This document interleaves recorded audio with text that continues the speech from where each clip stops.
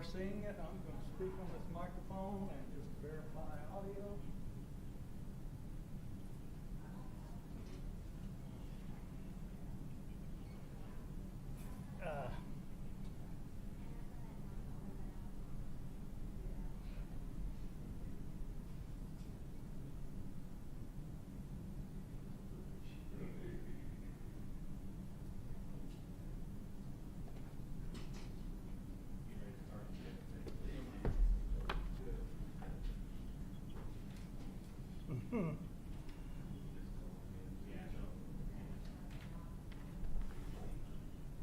Oh, okay, here we go. 1, 2, 3, 4, 5. This is for Mr. John at LPB. Sure, there's a delay there.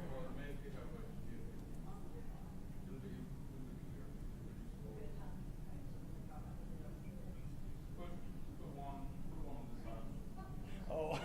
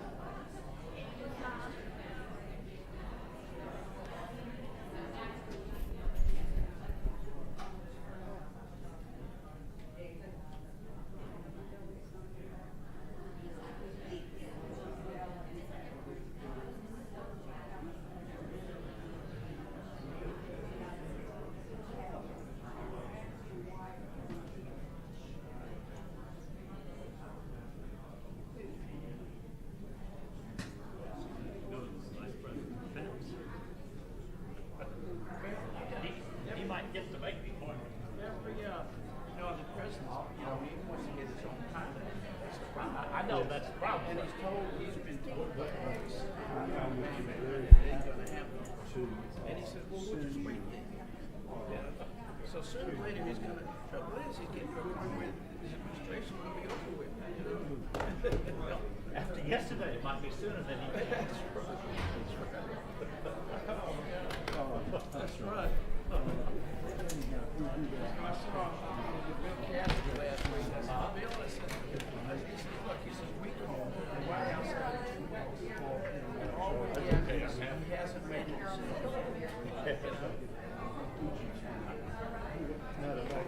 Waiting on the governor, right? So anyhow, we'll do that when we're after lunch. They said he was on his way. He's not too far. Let's hope he's going to be on time. They had to appoint yourself to PRP because Regent Temple's not here and Regent Adley's not here. Gotcha. I know you're burning. Nope. Morning, Carol. Good How are morning, you this sir. morning? Fine, and you? Thank you. Oh, that's good. One more. That is so good. And yours as well. Not yet. Probably around 11:30. 12 o'clock. Thank you, Nikki. I'll give you back that. I will take that. Good morning, Carol. If he rolls right up to me, depending on are you going to take a break? It depends on how quick we're going. Okay.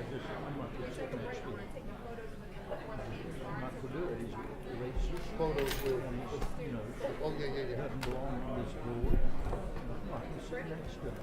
Hey, nice. I like those gold. Thank you. Morning. How you doing? Do you want to keep these here or do you want me to hand them to you? Like that time. I agree with you. Chair's too tall.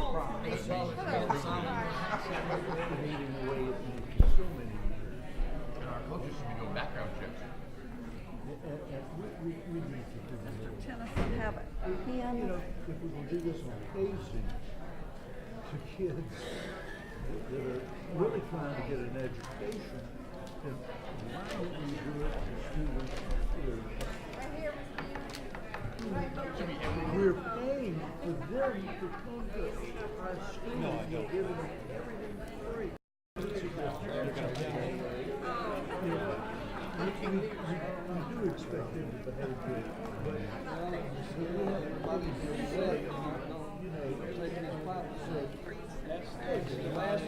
I was with Bill Cassidy last week. So he said, just got nothing to worry about. No one's going to take it. Better late than never.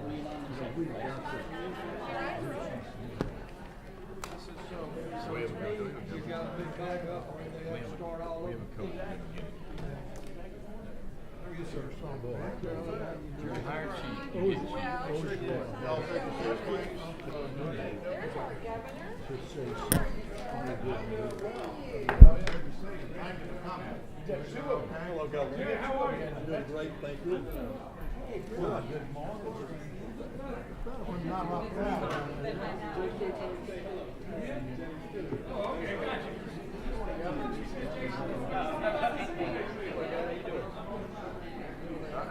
Tonight, can we talk to other guys?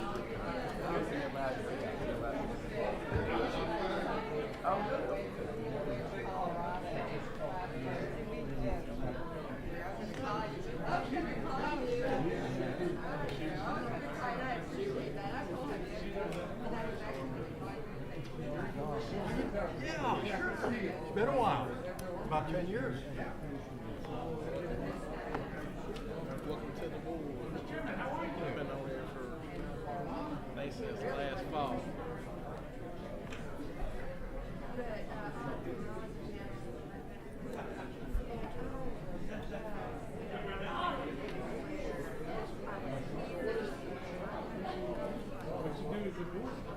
I'm trying to help you.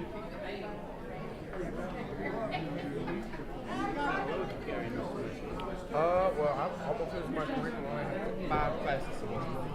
Yes, sir. May. 4 years and 4 hours. Trying to to prolong that.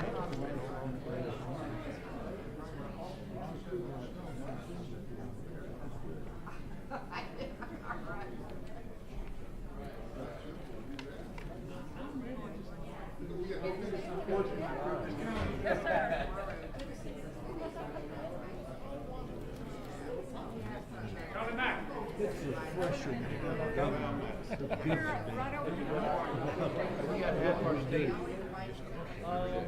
Potentially. That's the commish. All they can see. Testing 1, 2. I would like Mr. Marshall Hall.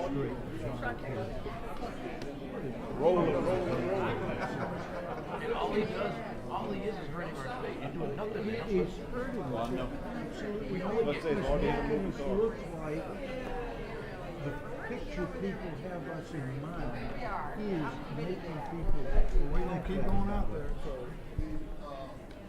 Here, tell me what we do. Would you do the honor, please? Yeah, I will. Put it up here. Do I get my note? I see your boss, you have a number to call. Let me tell you, I'm inside out. You're getting up right now. If you find this man, call this number. Yes, sir. I do it, yeah. Not upside down.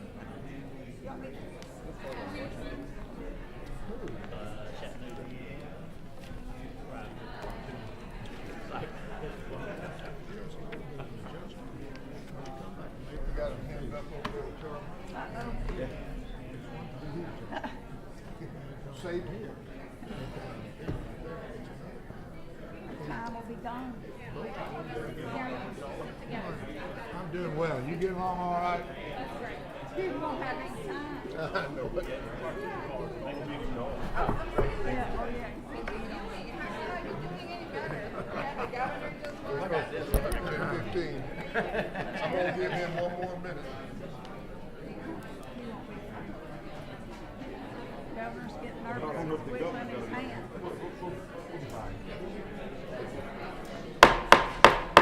Good morning, ladies and gentlemen.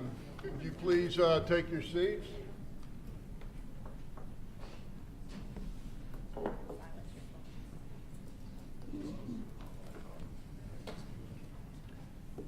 We'd like to call the Board of Regents committee meetings to order, and remember this meeting is being streamed live over the internet, so the members and those that may be present, please remember to use your microphones. Thank you. Just reminded me. And also, if you would, please silence your cell phones. Today we are pleased indeed to have a special guest, our Governor, John Bel Edwards. While the Governor obviously needs no introduction to this board, I'd like to say a few words. It is no secret that the past few years have been very, very rough on higher education. Continued disinvestment in higher education by the state produced consequences that are very real for our campuses and for our state as a whole. Despite holding higher education budget steady this year, I continue to believe that we can no longer ask higher education to continue to do more with less. We need to allow our institutions to fulfill their missions and to provide Louisiana students the quality higher education they deserve. There has been no better champion of that message than Governor Edwards. I believe that Governor Edwards understands and agrees that our colleges and universities are the best investment that this state can make in our future, full of potential and filled with promise. In addition to the life-changing research of our institutions, they drive the future. The institutions drive the future of Louisiana's economy. The more citizens that we can educate, the better it will be for the communities and for everybody in those communities. You've heard me recite the statistics that Louisiana continues to be at the lowest rankings in our region for resources per student and for per capita higher education support. We acknowledge that that is unacceptable to continue to be at the bottom. We are ready to move forward, to push initiatives that fulfill the mission of the Board of Regents, to build our state through learning, teaching, and research. Governor Edwards, so much of the work depends on stable funding and solid support from our state. We recognize that that's certainly no easy feat for you. As challenges mounted during the legislative session, your commitment to higher education, to our institutions, to our students never wavered. You consistently echoed your steadfast support for post-secondary education, and we thank you for that. Let's agree that stabilized funding and fully funding TOPS does not end this work of our collective advocacy. We are just beginning. Higher education cannot continue to be the target of budget cuts of this state and must finally be a real priority. Governor, today, we acknowledge your good work. We thank you for your support. We look forward to continuing to work with you to push for increased outcomes and a solid post-secondary education foundation for all of our citizens. Thank you, Governor, and welcome. Thank you very much.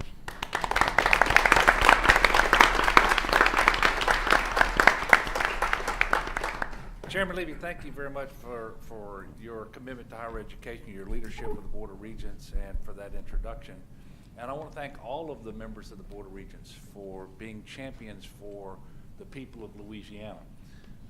You know, we sometimes get so focused on the institutions and the buildings that we lose sight. It's really about the people here, and I know that you are well aware of that. And so thank you for all the work. And to Commissioner Kimona Reed, again, welcome home.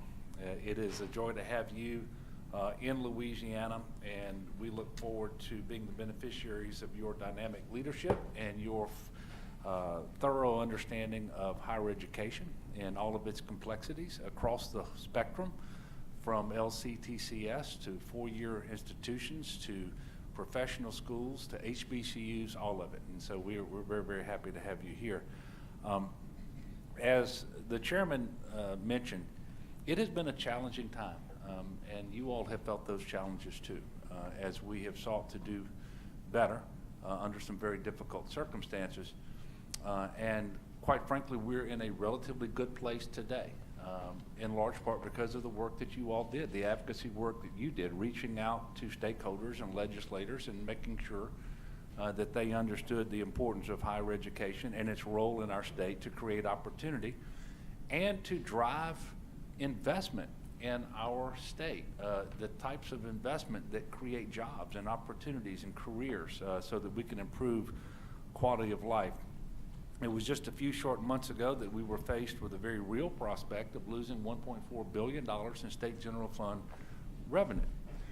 And as you well know, we only have about $3.5 billion that's discretionary. And in that discretionary pot, the higher education funding looms large. And there is no way to absorb that kind of cut without having tremendous destabilizing adverse impact on higher education. But by coming together, and by the way, we could focus on how long it took us to get here, how many sessions, and whether it was harder than it needed to be, and I certainly have my opinions about all of that. But at the end of the day, we were able to get it done. And we did it in a way that was strategic and responsible. Because of our growing economy, we were able to reduce the tax burden of the state of Louisiana from last year to this year by over $550 million. We were able to make strategic cuts to our budget, none of which fell upon higher education. And we have a responsible budget going forward. And for the second time in a row, and for the second time in 10 years, we funded higher education without a reduction in state general fund support. We fully funded the TOPS program, and I'm very excited to talk about GO grants too, because our need-based assistance for higher education is being funded in the current year at an point in our history. We are announcing economic development projects at a record clip, some of the biggest in our state's history over the last several months. And that's because of what we're doing with respect to higher education. And so it benefits us for every possible reason, but we owe it to our young people to make sure they have opportunities for success. and not anywhere. I mean, if someone chooses to leave Louisiana, God bless them. But we want them to have that opportunity for success here. So they get the education here, they find the job here, they have a rewarding career here in Louisiana. That's the path to prosperity. And I believe we are in a much better place today because we are firmly on that path. And we're moving forward, not backwards on that path. And I want to thank you for making sure that we do better in terms of recruiting students, retaining students, having them progress and graduate, and then tying that graduation or that skill certification to a job. And so we obviously have a lot of work to do. There are best practices that are emerging elsewhere that we can follow. There are things that we can do to improve, but I know that you all, especially with the leadership of Dr. Kim Hunter-Reid, are committed to doing that. And so thank you so much. As you like to say, Commissioner, we've got to see investment in higher education as an investment and not just a mere expenditure. And that's really what makes a difference if we're going to move people out of poverty and increase prosperity. You know, and I look forward to partnering with you to drive even more opportunities in dual enrollment, for example. Wouldn't it be great if more of our high school students graduated from high school with more college classes already under their belt? Wouldn't it be great if they left, if possible, with a skill certification? You know, there's a study that came out recently from Georgetown, I believe it was, and 50-some-odd% of individuals who want a job today have to have something beyond high school to be successful. And I've seen studies that show that it may be as high as 2/3, and certainly it will be 2/3 soon if it's not today. So that means we have to really change the way we think about this and make sure that people have access. But it won't be enough just to focus on high schools with programs like advanced placement and dual enrollment and embedding what we do with our community technical colleges and our high schools. I'm going to ask you all to make a concerted effort to identify those individuals who have some education beyond high school, but they didn't get a degree or they didn't get a certification. Let's find out who they are, where they are. Let's communicate with them. Let's get them back in the system because that's the key to them having a good career too. And we started that effort many years ago. I'm not sure that we maintained it, but if we're going to get to the kind of numbers that we need in Louisiana, we're going to have to reach out to those individuals. That's easier said than done. And then we're going to have some non-traditional methods by which they can complete their education. And so I'm going to ask you all to look at, are we doing everything that we ought to be doing with online education, for example, to make it easier for that non-traditional student who may have a family, children, a job or two, but in order to have that upward mobility, to be able to make a better living and support themselves and their families in a better fashion, they need a degree. I'm not sure that we're doing all that we should be doing in Louisiana with respect to online education. There are a lot of options available out there, and I'm going to ask you all to take a serious look at that and see what we can do to do better. In order to accelerate our success in this work and a whole lot more, and to strengthen our collaboration, I'm creating an education workforce sub-cabinet, which I've asked Commissioner Reid to co-chair. This sub-cabinet will focus on the collective strength of our agencies to align policy and practice in order to develop talent here in Louisiana. And at the table, along with regents, will be workforce, K through 12, the Louisiana Department of Economic Development, the Department of Children and Family Services, Corrections, and my office. Each of these agencies are serving segments of our population who would certainly benefit from more and better education opportunities. And I'm going to ask these leaders to drive the kind of coordinated and solution-focused approaches needed to accelerate education and training in our state. So, to all of you on the board, I commend you for your work, for taking a stand for the people of Louisiana for higher education, for lifting your collective voice to advocate for the students that you serve. And while we are certainly in a much better place today, there's an awful lot of work to be done, as I'm sure you will all agree. But we're in a better place today to undertake that work, to be successful at that work. And much of our focus has been on the operational funding because it needed to be, but as you all know, we have campuses out there that are not what they should be in terms of the physical facilities. We obviously need to continue to focus on doing more of the deferred maintenance that plagues our campuses. And so we're going to be working with you all as we move forward, as our economy improves, as our budget improves, as our ability to do more capital construction improves. And so we want to do better with respect to deferred maintenance. And the truth is, we have very, very few capital projects taking place for new construction on our college campuses across the state of Louisiana, except those that are being funded by the students themselves because of fees, or every now and then we will have some very generous donor who will provide some money. But what we are doing as a state on our college campuses with respect to new construction is certainly inadequate.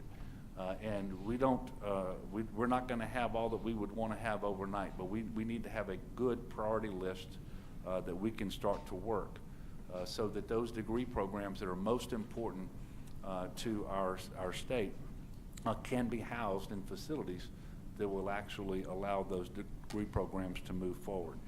So we've got a lot of challenges, but I am extremely excited about what we're doing. I'm excited about the future of higher education in Louisiana and the future of our state as a whole.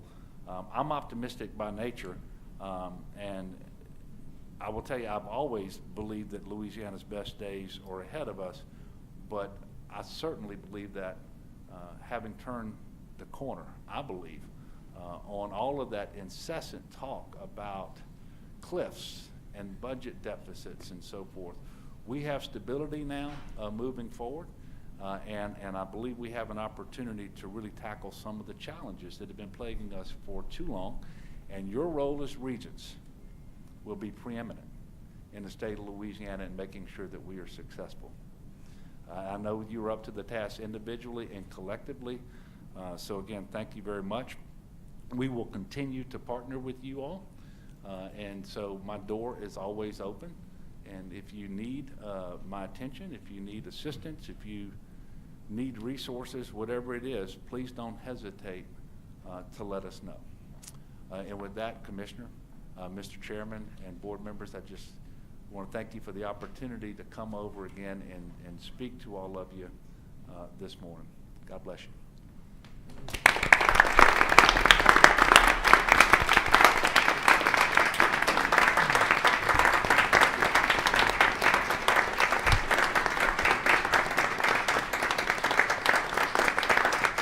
Thank you, Governor Edwards.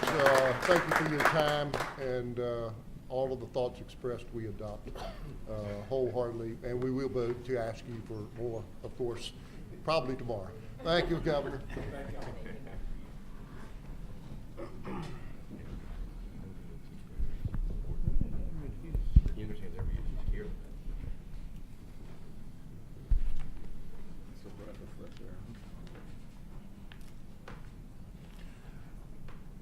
All right, before we begin our committee meetings, I would like to introduce our newest member to the board, Jerry Tennyson. Down there, Jerry, if you raise your hand, there may be somebody we hadn't seen. And we certainly welcome you. Your experience in government will be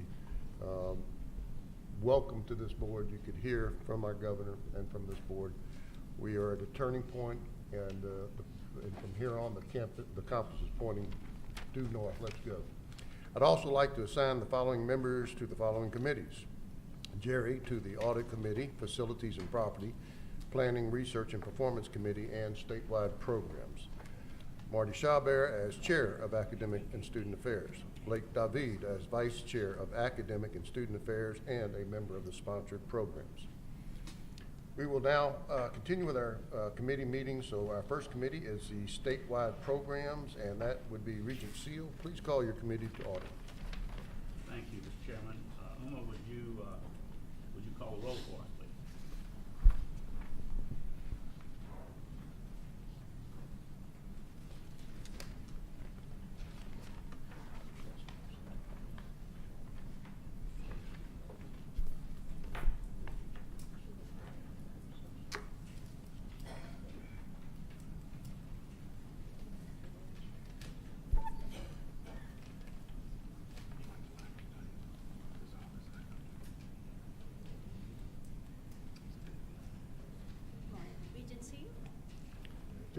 Press the microphone on there, please. Regent C, Here. Regent Wyatt, Regent Adley, Regent Chabert, Here. Regent Lipsy, Here. Regent McDonald, Here. Regent Pryor, Here. Regent Temple, Regent Tennyson. Here.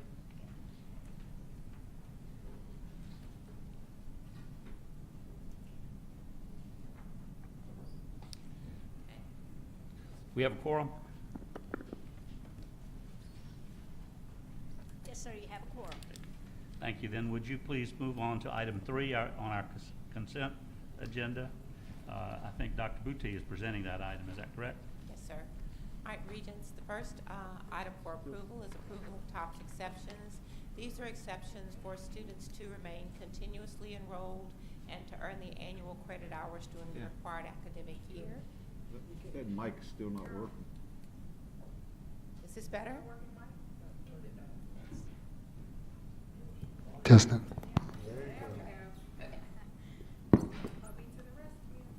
Former second grade teacher, I don't get told that you can't hear me too Sounds often, so but that's much okay. Okay, so we'll start again. Item A was approval for exceptions, for TOPS exceptions for students who have not met the continuing hours or the continuing requirements for TOPS. So those are exceptions that the students have provided documentation for, is item A. Item B is approval of a TOPS exception for a student that did not meet the deadline for a receipt of the returning from out-of-state application. The student has provided documentation to support the fact that that was beyond that student's control. The Loss Fee Advisory Board has reviewed all of these exceptions, and they do recommend approval of these consent agenda items. So moved. All right, committee, is there a second to the motion? There's now a second. Any discussion? In that event, the motion passes. Now let's move to item 4, the uniform hazing prevention policy. Yes. As you heard this morning during board development, there were 3 pieces of legislation that were passed concerning hazing prevention. One of them, Act 640, requires the Board of Regents to adopt a uniform policy, and it sets out the parameters that the policy must follow. So we met with the system representatives and any representative of any institution that wanted to be part of the group.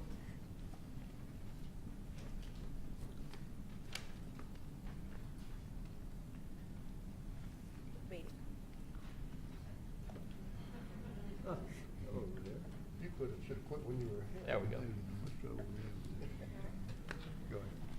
And the uniform policy that is before you today has been developed with the input of the systems and any institution that wanted to participate in the discussions.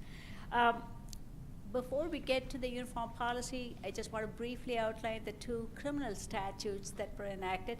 Act 637, it provides criminal penalties for failure to seek assistance. If you see someone who is in critical danger, serious bodily injury, or danger of death, and if providing assistance or seeking assistance will not put you in harm's way, you have an obligation to seek assistance or provide assistance, as the case may be. And there are penalties for failure to seek assistance. Act 635 creates a crime of criminal hazing. There are penalties for violations. If the hazing results in death or serious bodily injury, there's a fine of maximum fine of $10,000 or 5 years of imprisonment with or without hard labor, or both. If there is no serious bodily injury or death, the fine is a maximum of $1,000 or 6 months in prison with or without hard labor, or both. There is also criminal penalties for organizations that fail to report hazing incidents to law enforcement. You see the penalties listed there. There is a maximum of $10,000 fine for forfeiture of any public funds received by the organization, and for forfeiture of the right to be associated with an institution as a campus-sanctioned organization. The period for which the organization loses the right to be affiliated with an institution that is set by the courts. And the penalties extend to not just the organizations, but the representatives and or officers. A national or parent organization of a local organization must complete its investigation of any reported hazing incidents within 14 days of receiving the report. This is to make sure that no other investigation or other procedure is being halted while the national organization is investigating the incident. So now we come to the key provisions of the draft uniform policy that the Board of Regents is to consider for approval and adoption. First, it defines the terms, because the law defines certain terms and the policy is required to have exactly the same definitions. So it provides the definitions of the terms defined in the law. It lists the mandatory provisions that the institutional policy must have, such as prevention and education programs. Institutions have to provide all new students during orientation education information on hazing prevention. During the first year, it's via a handbook, and in following years, in addition to the handbook, there must be information provided either in person or electronically. The organizations must also provide 1 hour of annual training to members and prospective members. So all of those things are listed in the mandatory provisions, and the institutions must not only adopt the uniform policy, but must proceed to implement the law with full fidelity. In addition to the mandatory provisions in the law, the policy also lists recommended best practices. These are things that we have collected from other states, from policy experts on hazing prevention. So it lists certain practices that are geared towards preventing and or addressing hazing at institutions. It also lists certain resources. We will keep the appendix on additional resources updated as we gain more resources. As we come to hear of additional resources, we'll keep the appendix updated. And the uniform policy is drafted in general enough terms. While it meets the requirements of the law, it is left in a way, it's drafted in a way that allows the institutions to go beyond the uniform policy to provide additional protections to potential victims of hazing, as well as to provide the details specific to their institutions. The next steps regarding hazing prevention, hopefully today we will have the policy officially adopted, and then the management boards and or the institutions have to adopt the Board of Regents uniform policy, and in addition they have to develop their own institutional policy. And we have asked for the institutions to submit their policies to us by September 15th, so we have that information. We can review it for completeness and compliance with the law. And starting with fall 2018, right now, they start implementing the provisions of the law. And the organizations have to provide an annual report to the affiliated institutions that they have provided the 1 hour of the law, and also provide an attestation by the students that they have received that information from the organization. The students meaning the members and prospective members of that organization. Senior staff recommends approval of the uniform hazing policy for the board's consideration.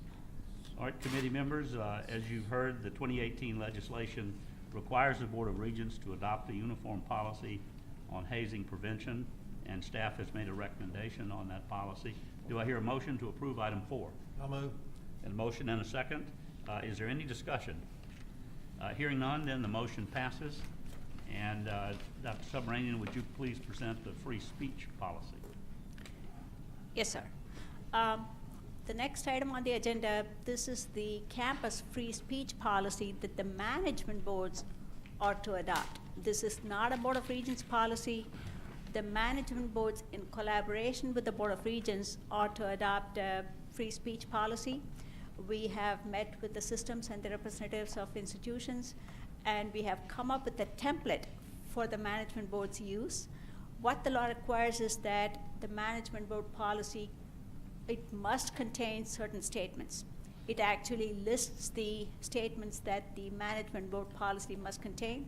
So the draft that we have provided to the management boards for their consideration and use, what it does is it lists the same statements that the law requires, and then it leaves it to the institutions to follow the rest of the provisions of the law, because those are definitely campus specific, and they have to be done in consideration of, in view of the campus specific characteristics. So the draft policy that we have provided to the management boards for their consideration is what is required under the law. It has the minimum required provisions under Act 666. So the draft that we provided is merely for the board's information, and these are the key provisions of Act 666. Non-commercial expressive activity of anyone present at the campus, anyone lawfully present at the campus, is protected. That includes students, employees, staff, faculty, any employee, invited guests. It has to be non-commercial for it to be protected. And the expressive activity must be otherwise lawful. In other words, this morning we saw the exceptions to free speech, such as defamation. So it has to be the kind of speech that is protected under the First Amendment, and must not materially and substantially interrupt or disrupt campus functioning. The law declares all outdoor areas to be traditional public forums. Traditional public forums are your streets and sidewalks, and it defines outdoor areas. Pretty much any area to which no access is required for people to enter, it's an outdoor area. And institutions cannot require prior approval. It must allow spontaneous and contemporaneous assembly and dissemination of materials. Systems have to adopt policies in collaboration with the Board of Regents containing certain mandatory statements, which is what I explained a few minutes ago. And the institutions adopt the policies. They have to publicize it in the handbook or website or any brochure, any material of that nature. It has to publicize the free speech policy, and it must have procedures for aggrieved persons to follow. And in terms of approving organizations for official recognition, any belief-based organization is afforded the same benefit as other organizations. Institutions may adopt time, place, and manner restrictions consistent with the law, and they must submit a report to the governor and legislature by January 1 of each year, including it starts January 1 of 2019. So the next steps are, this is being presented to you mainly for information. The management boards at their meeting will consider the template that we have provided them, modify it as they see fit, and adopt it. And the institutions will develop their own policies and follow the remaining requirements of the law. Thank you, Counselor, for that briefing. Dr. Booty, would you give us a presentation on the LAFSA outreach services? Certainly.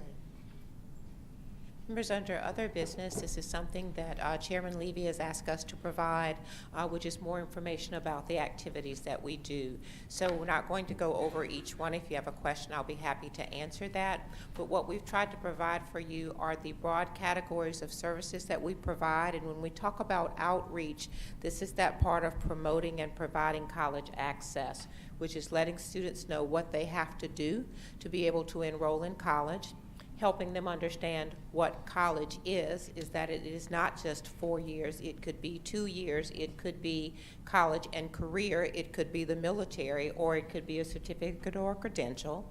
But then you can't stop there. You have to go on to be able to help them prepare to be able to actually enroll in whichever is the best match for them. That may be tutoring, that may be course credit recovery, that may be ACT preparation, that may be dual enrollment. You have to let them know what these options are. We do that through field trips. We do that through financial literacy for you tours to the universities. We also do that through integrated business and industry tours. And then even that is not enough, because after that, even if the child has applied, which we help them with hands-on assistance to applying, we help pay for application fees for those students who cannot afford it at an institution where there is an application fee. We help them know about which institutions which don't have an application fee. Then you've got to fill out your FAFSA. If not, you sent your application and your FAFSA to nowhere. And then even after that, folks think, oh, we're done. Well, you're not done at all, because then you have to help that student go from, I filled out an application, I filled out a FAFSA, to all of the steps between October and putting a backside in a seat in the fall that cause students not to show up, which is orientation, my housing fee, my deposit, my scheduling of my classes, my immunization records. Do I understand the financial aid offer letter that I have?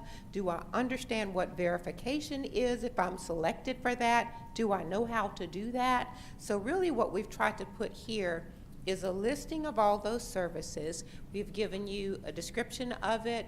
We've given you those definitions where you see SGF and Fed. These services are funded through a combination of federal Gear Up dollars and our operating dollars, and SGF is State General Fund, which you and the legislature generously allow us to have to do this work. We've told you which grade levels we're doing this work with, how many students we served, and we've tried to give you some results so that you will know, and we will know, that the efforts and the funding are making a difference. So this is an information-only item. We will try to continue, with your permission, giving you brief highlights each meeting of a little bit more in depth on what's happening in those areas so that you're familiar with that as well. And that concludes it. Thank you, Dr. Pucci. Is there any other business to come before the Statewide Programs Committee? No, sir. Is there now a motion to adjourn? So moved. Motion's been made. Any objection? Without objection, we are adjourned. Thank you, Regent Seal. Our next committee meeting is Planning, Research, and Performance. I think we have a couple of absent chairman and vice chairman, so I have asked Regent David to handle that meeting. Regent David, would you call that committee to order, please, sir? Yes, sir. Thank you. I'd like to call the Planning, Research, and Performance Committee to order. Dr. Tremblay, can you call the roll? Yes, sir. Chair Temple, Vice Chair Adley, Regent David. Here. Regent Ewing. Here. Regent Perez. Here. Regent Pryor. Here. Regent McDonald. Regent Tennyson. Here. And Regent Wyatt. We have a quorum. Thank you, Dr. Tremblay. Can you talk about the consent agenda, item 3? Yes, sir. Item 3, first, the slide you're seeing now is just a slide that depicts the various activities under the committee's purview. Agenda item 3 is our consent agenda. And under the consent agenda, we have one license renewal of an academic degree granting institution. We have our state renewal for membership in SARA. According to regulations, the state has to renew its application every other year, and it's time for that. We have 4 institutional renewals, and on the Proprietary Schools Advisory Commission, we have 23 license renewals. Senior staff recommends approval of the items under the consent agenda. Do I hear a motion to approve the consent agenda? Second? Second. All right. At that, any discussion? Any opposition? Hearing none. Motion passes. Let's go to item 4, the SARA institutional applications. And I think, Ms. Tatilia, you're covering that one? Thank you. Thank you. The next item to be considered by the committee today is the initial institutional application for participation in SARA from Louisiana College. The State Authorization Reciprocity Agreement, SARA, establishes comparable nationwide standards for the offering of distance education. SARA expands access for students wanting to take online courses offered by institutions in another state by reducing the cost and administrative burden for institutions seeking authorization in those states. Once approved, a SARA institution may offer distance education programs in other SARA-approved states without additional authorization. To date, this board has approved SARA applications from 25 institutions in Louisiana, and earlier this month, Louisiana College submitted its initial application for SARA consideration. Regent staff have reviewed and determined that they meet all the requirements for initial membership in SARA.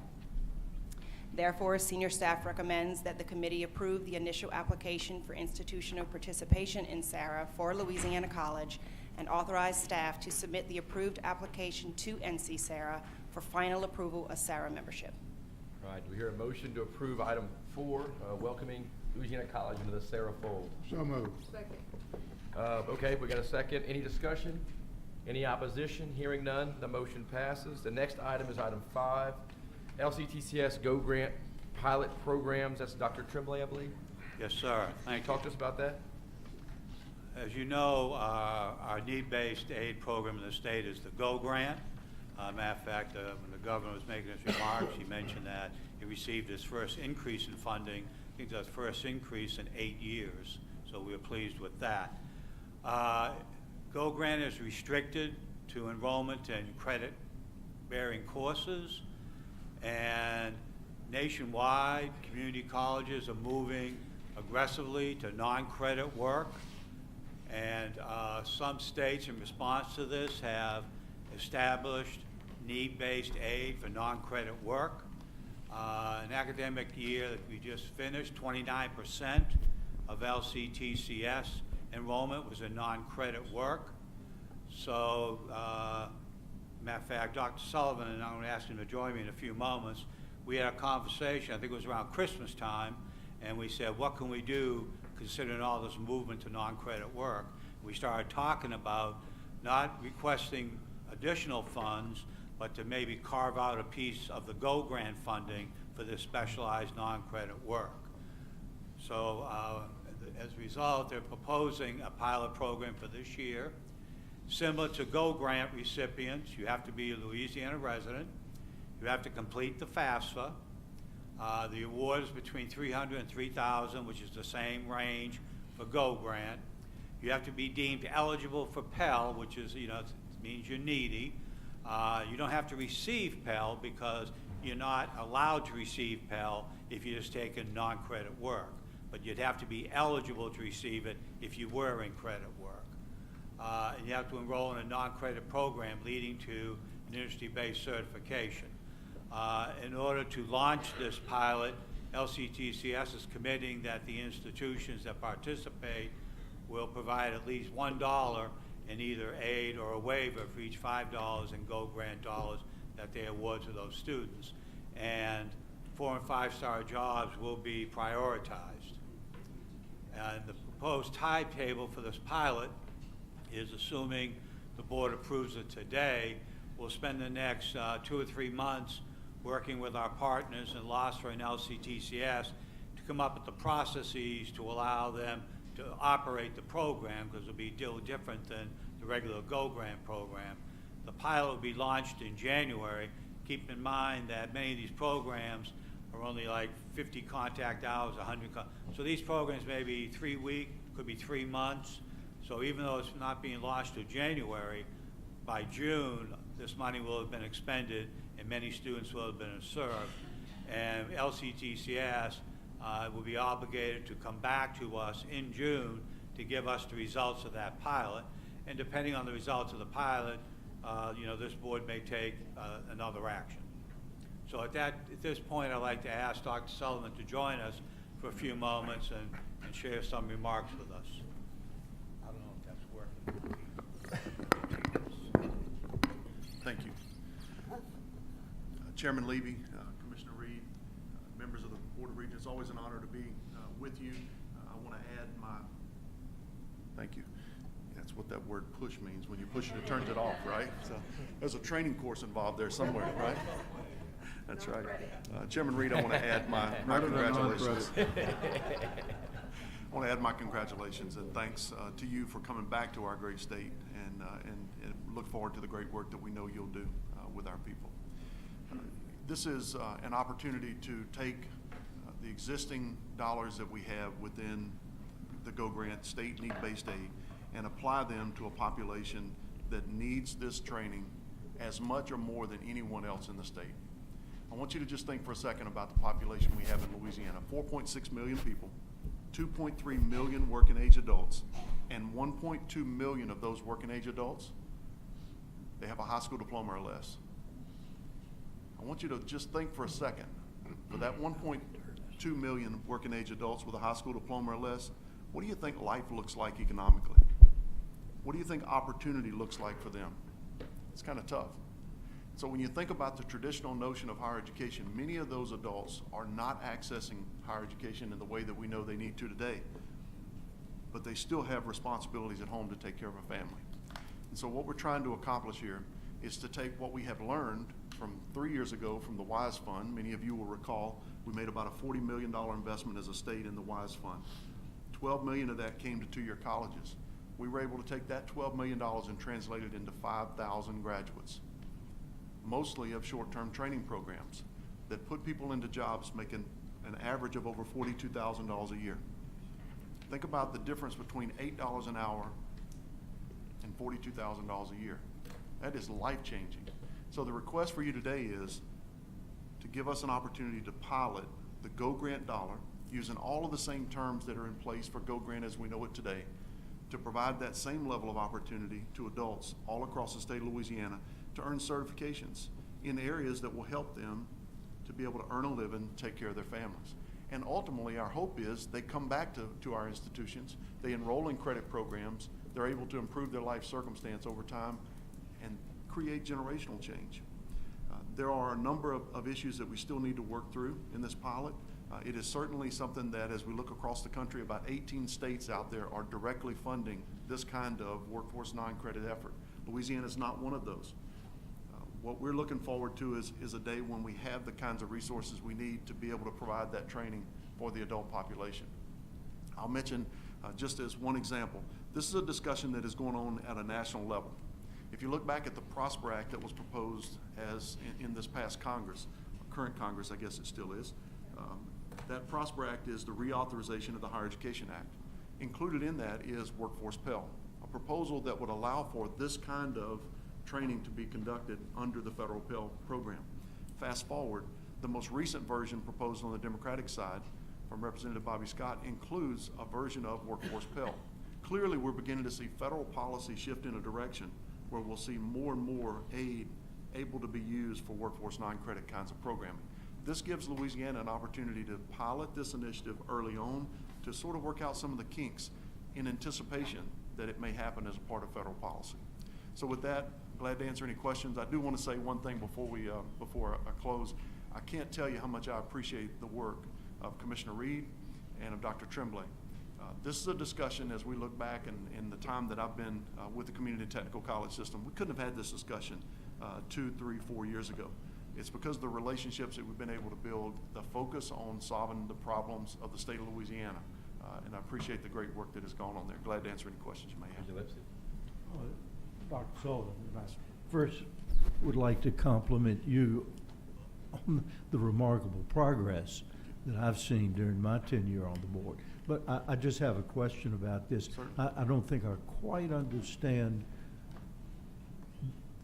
where the non-credit and credit, where is that fine line? Where is the line between giving them credit for a course they're taking? It's a great question. You know, we've spent 20 years now as a community technical college system dealing with that issue. In fact, if you go back 20 years ago, one of the great challenges in taking on the technical colleges into post-secondary education was this question of where college credit should be awarded. The reality is we eventually defaulted probably 6, 8 years ago to what is it that employers are looking for? Because the reality, most of these students are not 18 years old. Our average student is 28 years of age. Let that sink in for a second. 28. By the time you're 28, you've probably got some responsibilities that are much greater than what you had at 18. And so those 28-year-olds are showing up and they're looking for a job. They're looking for a paycheck and a way to take care of their families. And so we began to look not so much at the academic credit side of it, but rather what is it that industry is actually hiring? They were not hiring the college credit. were hiring the certifications. And so those industry-based certifications became much more important. We've worked with the academic staff here at the Board of Regents, and we've standardized many of those programs that are still offered for credit, but we standardize them in a way that they are related back to the industry-based certifications. So we see students show up at our front door who are not interested in enrolling for a year or 2 years. They want to get in and get a certification and get out. Their issue is, how do I get that credential? So I can't say to you that there's a bright line in every one of these programs that welding should be college credit or shouldn't be college credit. Instead, it's a certification that we're looking for. Well, thank you. I thought I understood that, and I do now. I just think it should be called Go Grant for Certification Pilot Program instead of non-credit, but Sure. I'm really happy you are doing that. Thank you. Thank you, Ray. Go ahead. Review. Thank you, and thank you for being here and for your comments. This would be something along the lines of what vocational technical schools used to be, but it would be compressed into a smaller learning period to give a skill quickly to someone. That's exactly right. And then as I think about in the north central part of the state, how important the commercial driver's license is to individuals in the wood products industry, just as one example. When you think of how do we move product from point A to point B, and what is the salary range for those individuals? Most of those folks are making 18 to 20 bucks an hour. If you think about $18 an hour in the north central part of the state, that's a good starting place, particularly if you're at $8 an hour today. So those certifications, and we can provide you with an updated list of those programs, include the commercial driver's license portion A and portion B, which gives an individual a broader range of possibilities in terms of where they can be employed. But the idea here is to get out of the notion of 16 weeks, you got to start in August or you got to start in January. It gives a greater flexibility to both the student as well as to the college. The challenge that we've had is those folks that need these programs the most are the folks who probably have the least resources to be able to pay for them. So this gives them that need-based aid. Well, I think you certainly identified a specific area that would be of great help. How are you going to promote enrollment? Sure. Sometimes that's difficult, but how do you get those people that could be enhanced and certainly enhance the economy? How do you get them involved in this? In other words, how are you going to go find these folks and get them to come be a part of it? Probably 4 or 5 years ago, we were having a difficulty in getting people into those non-credit specific training programs. To give you an idea of the success that we've had, this past year we had a 32% increase in workforce training programs. Think of that for a second. In addition to that, we also had adult education programs, what we refer to as Work Ready U. We now serve 42,000 adults. The average age of that group is 31. So again, we're not talking about young folks. We're talking about people who have life responsibilities here. That group of 42,000, the 36 or so thousand workforce-related individuals, we believe we can use this fund to demonstrate through a pilot. Somewhere in the neighborhood of 400 to 500 individuals would receive this kind of funding. That way we can demonstrate the impact that we could have. I want you to imagine for a second that the average award maybe is $2,000. What is the impact in year one to the state of Louisiana when you make a $2,000 contribution for need-based aid? What does that person give back to the state in the next year in earnings, in tax collections? It's a very different equation when you think about the impact. And you don't have to go back very far to about May or June to realize that much of our state's financial challenge revolves around that 1.2 million individuals with a high school diploma or less and the households that they're trying to support. I certainly do concur with what you're trying to do, and it is needed. Will this jeopardize any of the programs if you're going to take some money and put it in a pilot that's taking money from something? And I know it's always easier to give somebody something than to take somebody from something. So does this jeopardize anything else we're doing? I think really important, and Larry can speak to this perhaps better than I, but this has taken no money away from other institutions. So this has taken the new Go Grant dollar for LCTCS institutions, and we're guiding it toward this population. Thank you very much. Yes, sir. And Larry, Dr. Tremblay and Ms. Atelier, that leads to my question. So when it comes to, and I see the merit and I like all of this, that when it comes to the Go Grant funding that we've had, I know the Governor just said we're at the all-time high for Go Grant funding, I think that's what he said. With our accredited, with our accredited courses that we have with Go Grants, what ratio we have in terms of need and demand versus actual funding right now. I assume it's a shortfall, but I don't know. Sorry for the musical microphones here. I think the last time we looked at it, Go Grants probably funded around half of its need. And that's because in 2007, freshmen were funded. 2008, freshmen and sophomores were funded, and they never added to that. So we're back at 2008 funding all the way to 2018 before we saw an increase. So we're about halfway there. Thank you. Any other questions? One question, and Dr. Sullivan, this is related. This move towards IB's industry-based certification is a national phenomenon, and you have been at the forefront of that, and it has come at some cost to your system, has it not? Under the formula, you don't get credit and therefore dollars when you take a student that had been a credit student and maybe moved them over to a non-credit side. Right. It hadn't come for free. You've had to make do with less money from the formula. Is that correct? Sure. That is true, but I have to admit to you, we tend to be nimble enough to go in the direction that the student is interested in. We also have to look at this in terms of what industry is asking of us. Right. Having programs that last a year and a certification that's earned at the end of a year, most people who are at the age of 28 to 30 years old and have responsibilities, they don't have a year to commit. What they're looking for is to get in and get the certification and go to work. And from an industry perspective, you think of the opportunity that is missed when someone is not in that job. So our goal, though, is you hear people talk about this word pathways. Right. You hear it at every conference that you attend in education and workforce. What's really important is that we not get an individual just the first certification, but that we move them from $8 an hour to $15 an hour, get them back into the institution, get them that credential that gets them to $25 an hour, mid-level management of some Make them type. hungry for continued success. That's exactly right. And that's what we're looking for, is seed money to help those folks get that first credential. This is good. This is good. Thank you. Thank you, sir. Bridget McDonald, go ahead. Dr. Sullivan, Yes, sir.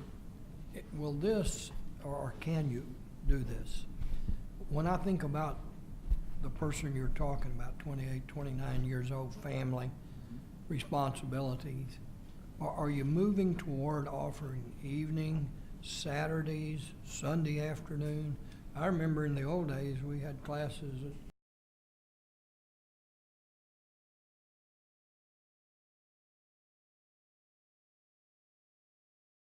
and Sunday afternoon and night, so these people could maintain their jobs. You had to move toward a certification, not an academic degree, a certification, which would enable them to improve themselves and get a better job. Are you looking at that also? Absolutely, and most of these programs are offered outside of normal working hours. Right. So these are not programs that are offered from 8 in the morning till 3 in the afternoon. Right. Because that's when folks are working the day job they have at $8 an hour now that they're trying to get away from.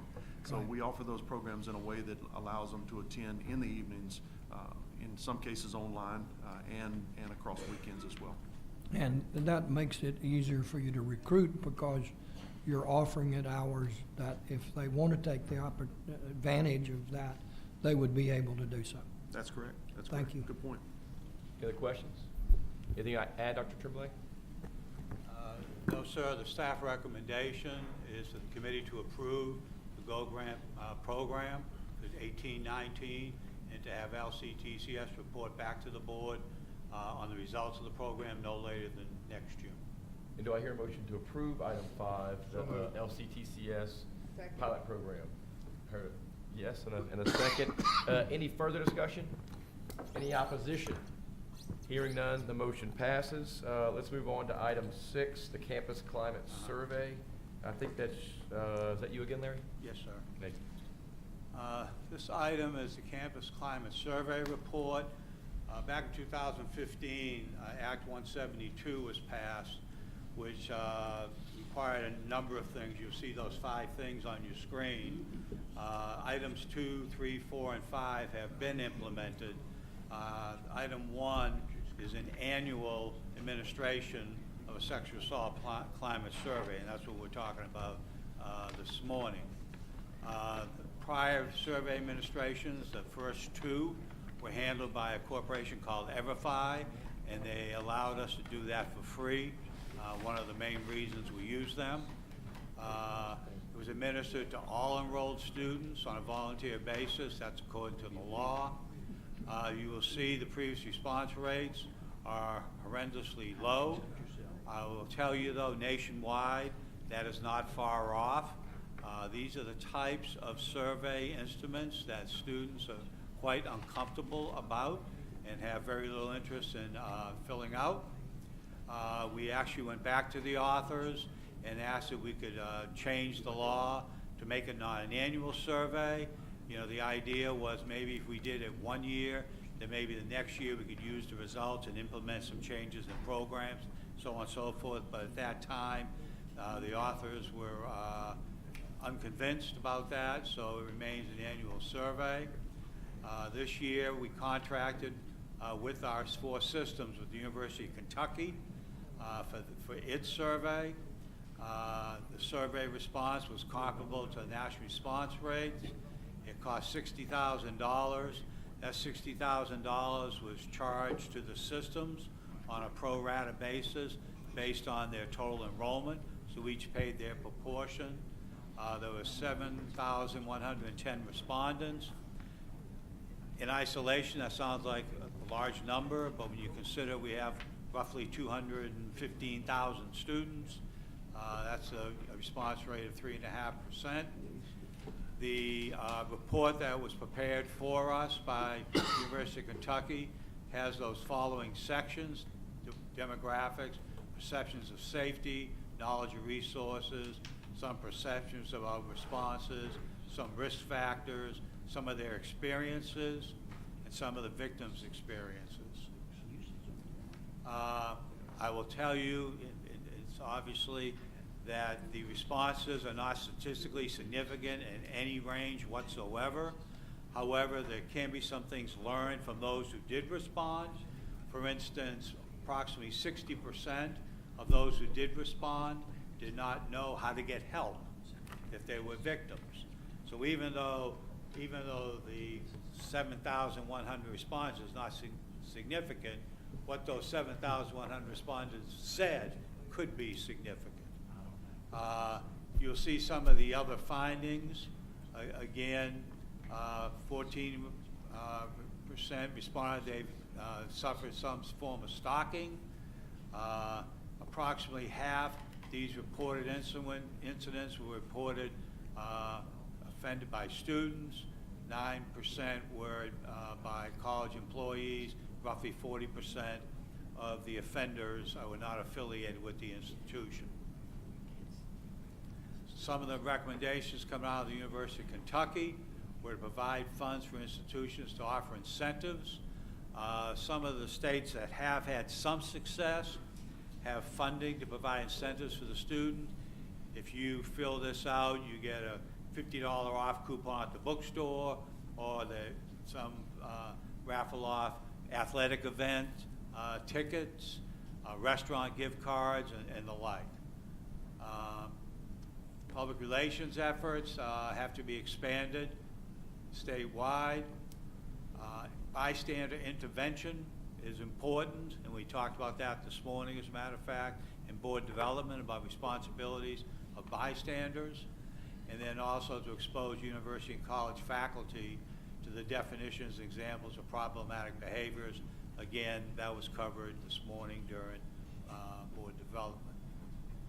So some of the next steps would be to negotiate with UK for 2018-19 administration, have conversations with legislators about the possibility of amending the legislation, and if they allowed us to, one thing we're thinking about is surveying a sample of the students instead of all of them, because when you survey all of them, if I don't do it this year, I see it again next year, I'm probably not going to do it. See it again the next year, I'm probably not going to do it. So if there was some sort of a stratified random sample, it may raise the response rate. And then try to investigate some funding sources for funding incentives to get students to complete the survey. So the senior staff recommendation is for the board to receive it, the report, and authorize us to submit the report to the governor and the Senate and House Committees on Education on behalf of the board. That's a requirement of the law. Do I hear a motion to approve agenda item 6, the campus climate survey? Second? I'll second. Any discussion? Oh, yes, ma'am. I just want to say to Larry's point about the findings being significant even though the response rate is not high.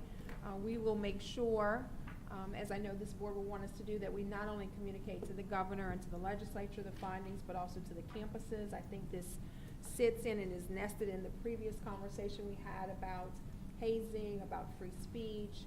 All of these things around campus safety for our students are extremely important. So I just wanted to flag, Mr. Committee Chair, that we are going to make sure to do that as we move forward. We need to figure out a way to get a higher response rate, too.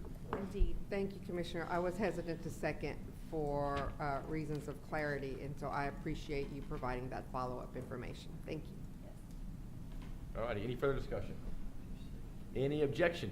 Let me ask you, Oh, go ahead. did our survey, I mean, did we make any effort to coordinate information that we had with police reports, hospital reports, or anything like that in which people who had been victims? Well, this part of the law speaks to that campus climate survey that has to be administered.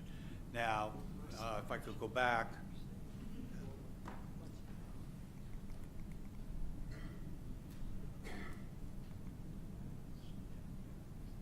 Okay. One of the obligations under the law is to work with local law enforcement on this, and all of the campuses have signed memorandum of understandings with law enforcement. Part of the difficulty that was faced in the past was whose jurisdiction was it? It may have been your student, but it was in my territory and vice versa. And so now there are memorandums of understanding between campus police and with all the local law enforcement, not just local, but sheriff's office and whatever. That hadn't been done up at this time, is that right? I mean, this report that we just received was not correlated with any of that information. No, this report is strictly campus climate survey of students.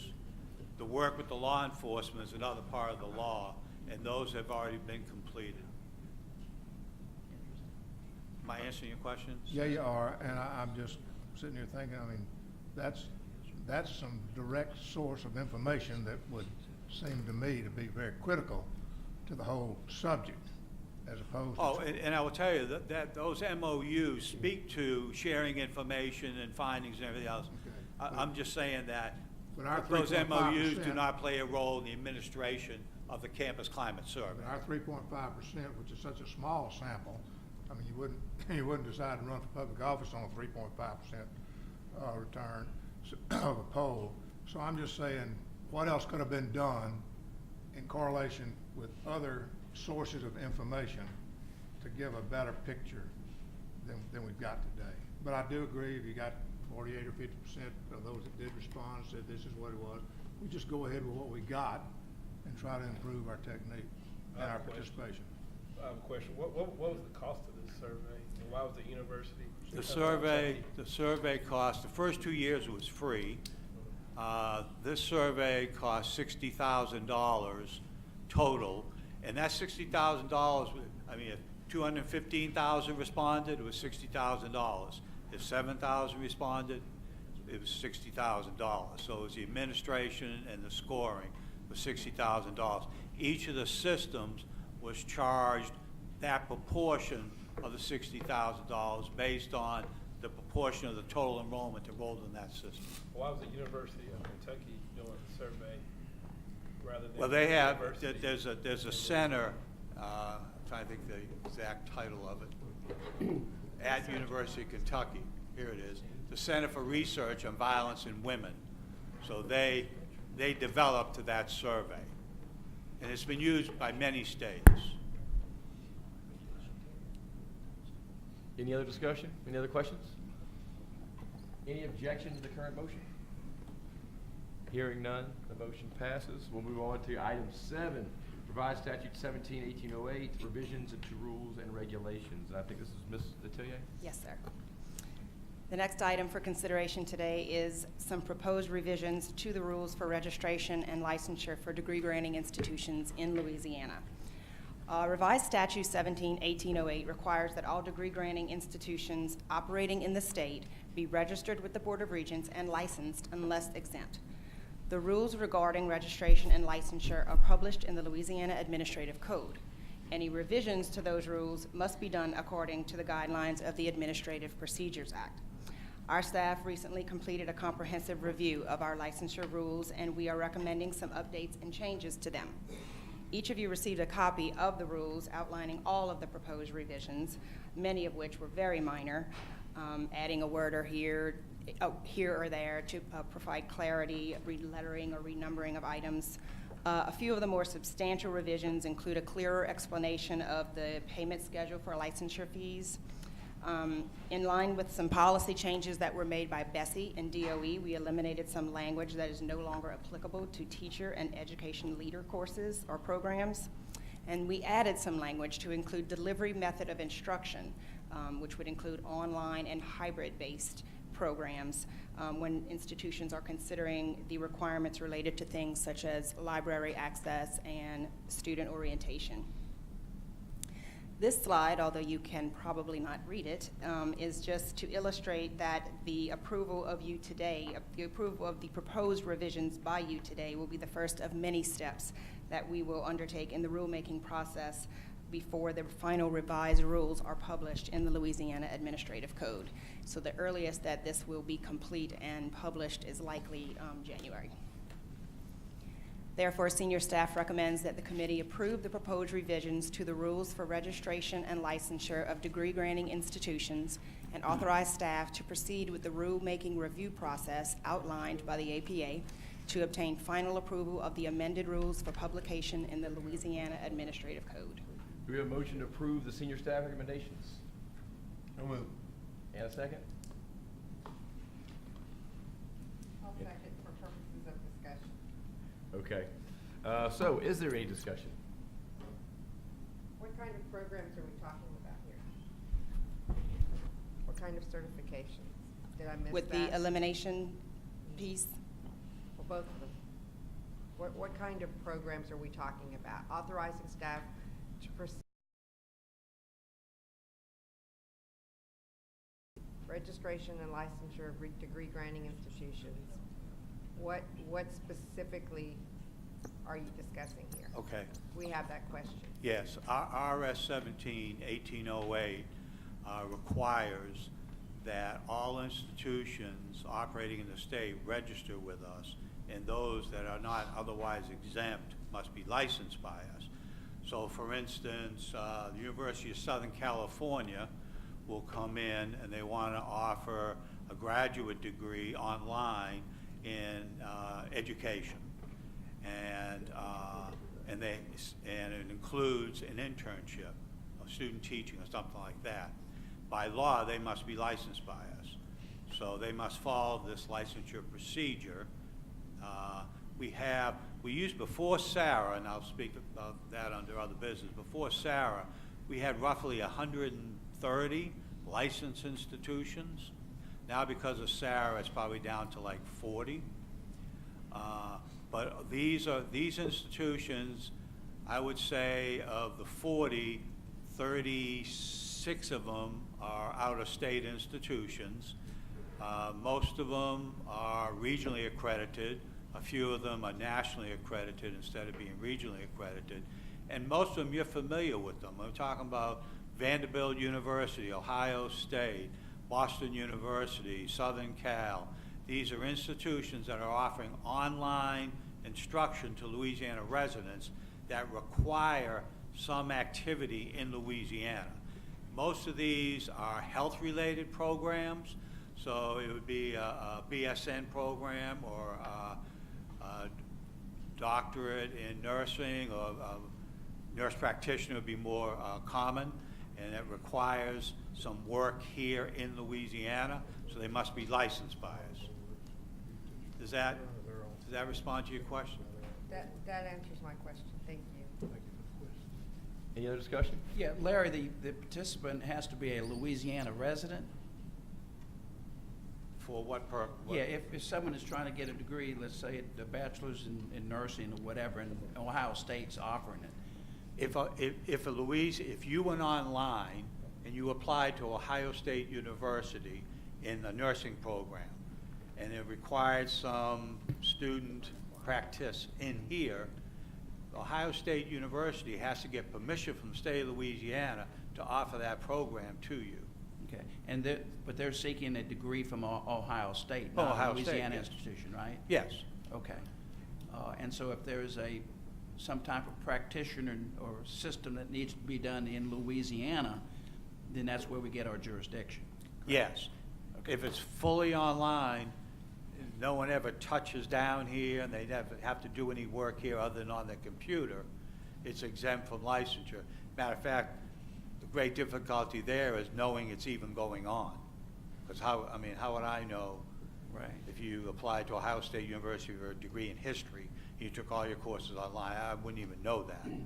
It's when you have to come in here and do something here that has to be approved somewhere. State Board of Nursing has to approve what you were doing here in that program. That's how we find out. Thank you. That makes sense? Any other discussion or questions? All right, we got a motion on the table. Any opposition? Hearing none, the motion passes. Let's move on to other business. Dr. Tremblay, I think you have a couple items on the agenda for that. Yes, sir. The first item is I mentioned Sarah. You know, almost every month we have institutions renewing, and today we had the state renewal. And for Sarah, no institution can join Sarah unless the state has joined Sarah. So the main reason Louisiana joined Sarah was for our institutions, not for us. It was to help our institutions. So NCHEMS was contracted to do a study on, now that Sarah's been around a couple of years, is it really saving our institutions any money?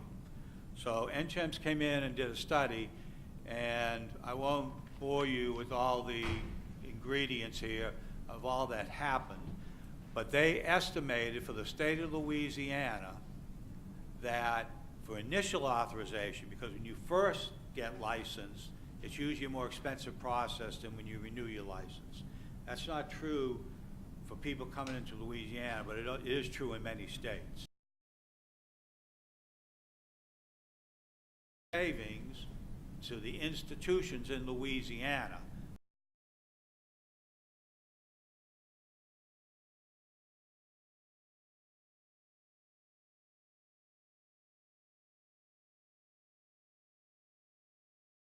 Dollars, and once you're authorized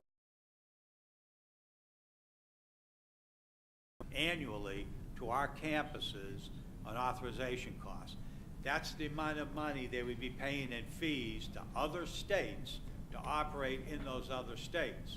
If those other states are Sarah states, of which now every state but California is, you don't pay those fees anymore. So that's the type of savings Sarah is providing for our institutions. Okay? That's just an informational item. Yeah, Larry, on the Sarah issues, I might be getting off a little bit, but the governor brought up the issue of you know, the internet education and electronic education, and I thought it was an important comment because I think that's where we're headed. Where do we stack up in terms of competing with other internet universities, and how well are we doing, and what do we need to do better? Multifaceted question. How are we doing? We're not doing as well as states that have been at it longer than we have, okay? No institution in Louisiana is doing as well as some institutions that do it for a living. None of our institutions do online education for a living. You take something like, the commission's very familiar with Southern New Hampshire University. Well, Southern New Hampshire University, I think, has enrollments of over 100,000 students online, and they have a marketing budget of like $10 million just for their online. So are we doing as well as them? No, but we're not designed to do as well as them. I will tell you that one of our concerns about, I'm guessing maybe 5-7 years ago now, was that people in Louisiana didn't know about what we had to offer. Because when you get on a Google search, the ones that are paying the most money in AdWords, they're the ones coming up. So your Phoenixes, your Southern New Hampshires, and your Waldens, all those major providers come up. So what we did was we sponsored, this board sponsors LouisianaOnline.org. That site, you can go to it and you can put in discipline and hit that, let's say you hit a business, and it will show you every business program that's either hybrid or online at our campuses. Or if you say, I'd like to go to Northwestern, you click on Northwestern and we'll list every online and hybrid program that they have. That site, and made a presentation some months ago on that, that site averages like over 30,000 hits a month, and the duration at the site averages like over 3 minutes. So it's not, oh, I made a mistake and I move on. They're staying on the site for some amount of time. And like 80, I can't remember exactly, Regent Markle, 80-something% of the hits are not returns. They're original hits. So it's not the same person going back. It's not me checking on the site, okay? So what could we do better? You know, marketing is always, you know, marketing online is big, but it's expensive, and it's finding the dollars to do that.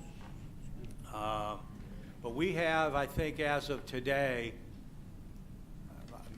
give or take, we have over 250 degree programs online from our campuses, and over some 1,000 courses online.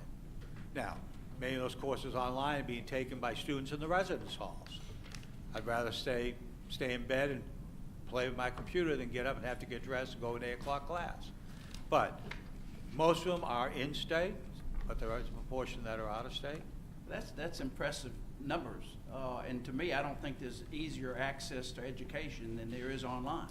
If you would like, Regent Markle, next month I can go back with real information. I'm guessing here and trying to remember, but I can under other business next month I can make a. I would love that, sure. Larry, because it seems to me that we need some better understanding of where we've been and where we are in order to know where we need to go. And so if we could find out how successful we're being, in other words, is anyone getting a degree through these? How many people are getting a degree? Access is easy, okay? So it would seem to me that would be something that we need to concentrate on. So if you could help us out on that, that'd be great. I'd be happy to. Now, one shortcoming of our data system, I can tell you each semester how many students are taking how many online courses. But when you say that that student walk across the stage and earn his degree on an online program, I can only tell that if the program's only offered online. A lot of students bounce back and forth. You know, some semesters are online, some semesters are in the class. But I'll provide you whatever information I have, and I'll bring it next month. Great, thanks, Larry. You're welcome. Thank you, Dr. Tremblay. I think one more item, I think. One more item. It's just an informational item to let you know that the board submitted, the staff submitted a proposal to Lumina. It was 2 stages. One was a letter of interest, and then from there, a smaller number of those who submitted a letter of interest were asked to apply. We were one of the states that was asked to apply. The grant is around services to adults and how to build up adults coming back to school. You heard the governor mention that this morning. That's what this grant proposal is all about. And we're scheduled to hear, we're hopeful, we'll see, we're scheduled to hear around the middle of September, and we'll bring that to you next month, let you know what happened. Thank you, Dr. That's Tremblay. all. Any other business for the Planning, Research, and Performance Committee? Hearing none, we'll entertain a motion to adjourn. Thank you, Regent David. And now is Academic and Student Affairs, and that would be Regent Chabert. Please call your committee to order, sir. Thank you, Mr. Chairman. Dr. Denby. By the way, my daughter got accepted, my 28-year-old daughter got accepted to ULM's online program day before yesterday. So she's one of those students that had 108 hours and didn't have a degree, and she'd applied at another school and never heard back, and then she reached out at ULM and got accepted, so in 2 semesters, because of some prerequisite, she'll get her degree online. And you know, here's a girl made 30 on the ACT test, went to Tulane a little while, went to LSU, and just kind of not knowing what she was gonna do, and kept saying she wants to, her mother's a nurse, she wants to go into nursing. Says, I can't go into nursing until I get my degree, and she searched and searched and searched, and got accepted day before yesterday. So she texted me with an email, said, by the way, I got a new email address. And I said, okay, somebody hacked it, and she said, you know, Gabrielle Chabert at ULM Warhawks, and I was all excited. That's awesome. Yeah. Yes. Yeah, that's, you know, and Monty was here earlier, and that was one of the things that we talked about during the legislature is how many students they have out there like that, that we can reach. And I'm very proud to say my daughter is the driver for Waiter Delivery Service. Yeah. Here's a girl that made a 30 on the ACT, smart as a whip, had a 3.7 at Tulane one time, but she has no degree. And not too proud to go deliver food for Waiter. And with the help of the good Lord, in a couple of semesters, she'll have a degree. But how many other students that we have not reached that we can reach? And Monty and I have been talking about that for some time, and that was one of the big things that we talked about earlier. Okay, sorry about that, but Dr. Denby, would you please call the roll? Yes, sir. Regent Chabert? Here. Regent David? Here. Regent Adley? Regent Pryor? Here. Regent Temple? Regent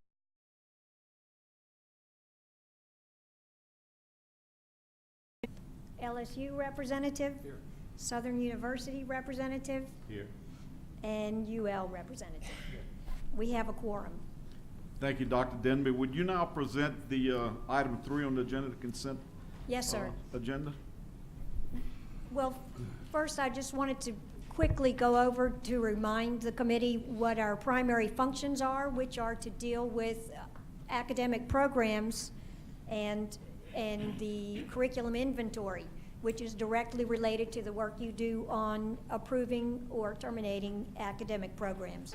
We also work to facilitate articulation and transfer and to authorize and review centers and institutes. Item 3 is the consent agenda, which is a listing of 6 reauthorizations of 6 centers and institutes and the routine staff reports. And we recommend approval of the items on the consent agenda. So moved. Have a motion, move. Second? Second. Any discussion? Any question? Hearing none, the motion passes. Next item on the agenda, would you present, Dr. Chen? Yes, sir. The next item on the agenda is 2 letters of intent. State University. Engineering has been offered at McNeese since 1964, when there were 4 undergraduate degree programs offered. In 1994, they were consolidated into 1 Bachelor of Science in Engineering because 3 of them had been low completers. With the industrial explosion in Southwest Louisiana over the last several years, undergraduate engineering programs have grown in productivity from 23 among all 4 in 1993 to 35 and,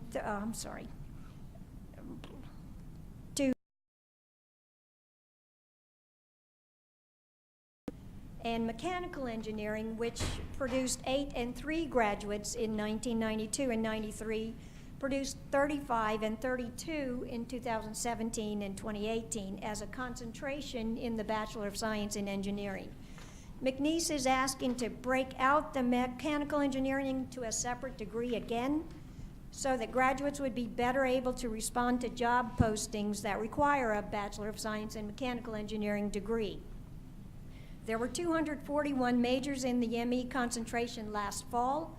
The courses and faculty are all in place. The BS in engineering is ABET accredited, and the campus will pursue separate ME accreditation at the next site visit.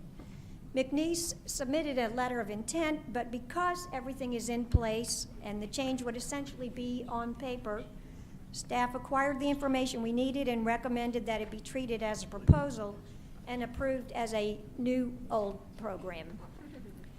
The second letter of intent New is, old. well, old, new old. The second letter of intent is for a PhD in experimental statistics at LSU. In this age of data mining, data analytics, predictive data analysis, and such, statistics is more and more recognized as a field in itself, separate from pure math, but just as relevant. LSU's intended PhD would be an expansion of its existing Master of Applied Statistics program, which averages 13 graduates a year. It would focus on research in the development of statistical theory, methods, and models in computing, and in the application of statistics in academic research and economic and industrial development. Senior staff recommend conditional approval to establish a Bachelor of Science in Mechanical Engineering at McNeese, and approval of the letter of intent at LSU to develop a proposal for the PhD in experimental statistics. Thank you, Dr. Denman. Members, you've heard the recommendation of senior staff. Do I have a motion? Moved by Mr. Yarborough, second by Mr. Seville. Any discussion, any questions? Hearing none, the motion passes. Thank you. Dr. Denby, would you move on to the next item on the agenda, please? Yes, sir. The next item on the agenda is 5 proposals for new academic programs, starting with an Associate of Applied Science in Paramedicine from Louisiana Delta Community College. Delta is one of 7 colleges that offer some form of EMT paramedic training and is the 4th to seek to upgrade its training to an associate degree. The proposal adds a general education component to an existing technical diploma so that students can go ahead and earn an associate degree while they are in school. Upon completion, graduates will be eligible to sit for the certification exam and seek state licensure to practice. Second, Master of Arts in Teaching is an intensive teacher preparation program for students whose baccalaureate degree is in a field outside of teaching. UL Lafayette's proposed MAT covers 2 summer terms and fall and spring classroom residency in elementary grades. It is unique in that it includes a concentration in teaching French immersion in French immersion settings. The certification plan has been endorsed by the Department of Education, and with your approval, UL Lafayette would complete preparations to begin a cohort in the coming summer, 2019. Next, a Master of Science in Athletic Training at LSU responds to the accreditor's mandate that the masters be entry level for the field by 2022, when all Bachelor of Science admissions must cease. This proposal from LSU was favorably reviewed by Dr. Mark Merrick of The Ohio State, who is very familiar with the profession and with the accreditation requirements. If approved, LSU will begin phasing out the Bachelor of Science immediately and prepare for the new MS students to begin in the summer of 2020. The School of Kinesiology has a close working relationship with the athletic department that gives students access to excellent facilities and experience. Fourth is a Master of Science in Child Life at Southeastern. You may recall that a certified child life specialist is an allied health professional who works with children and families, particularly in hospital settings, to help them understand and cope with the stress. The letter of intent for this program was approved last year in October. At the time, the accreditor was requiring that the profession move to a graduate degree by 2022, just as athletic training is requiring, but it has since been rescinded by the accreditor. Nevertheless, the external reviewer was impressed by Southeastern's background and program design and noted that, quote, "It seems reasonable that an advanced degree would strengthen the profession," and it recommended that we proceed. Southeastern has a healthy child life concentration within its family and consumer sciences program. This Master of Science would include two paths, a 36-credit accelerated BS to MS path and a 51-credit traditional program, depending on whether or not the student has already completed the internship that's required. The program will be available 100% online. And finally, we have a Doctor of Physical Therapy proposal from the University of Louisiana at Monroe.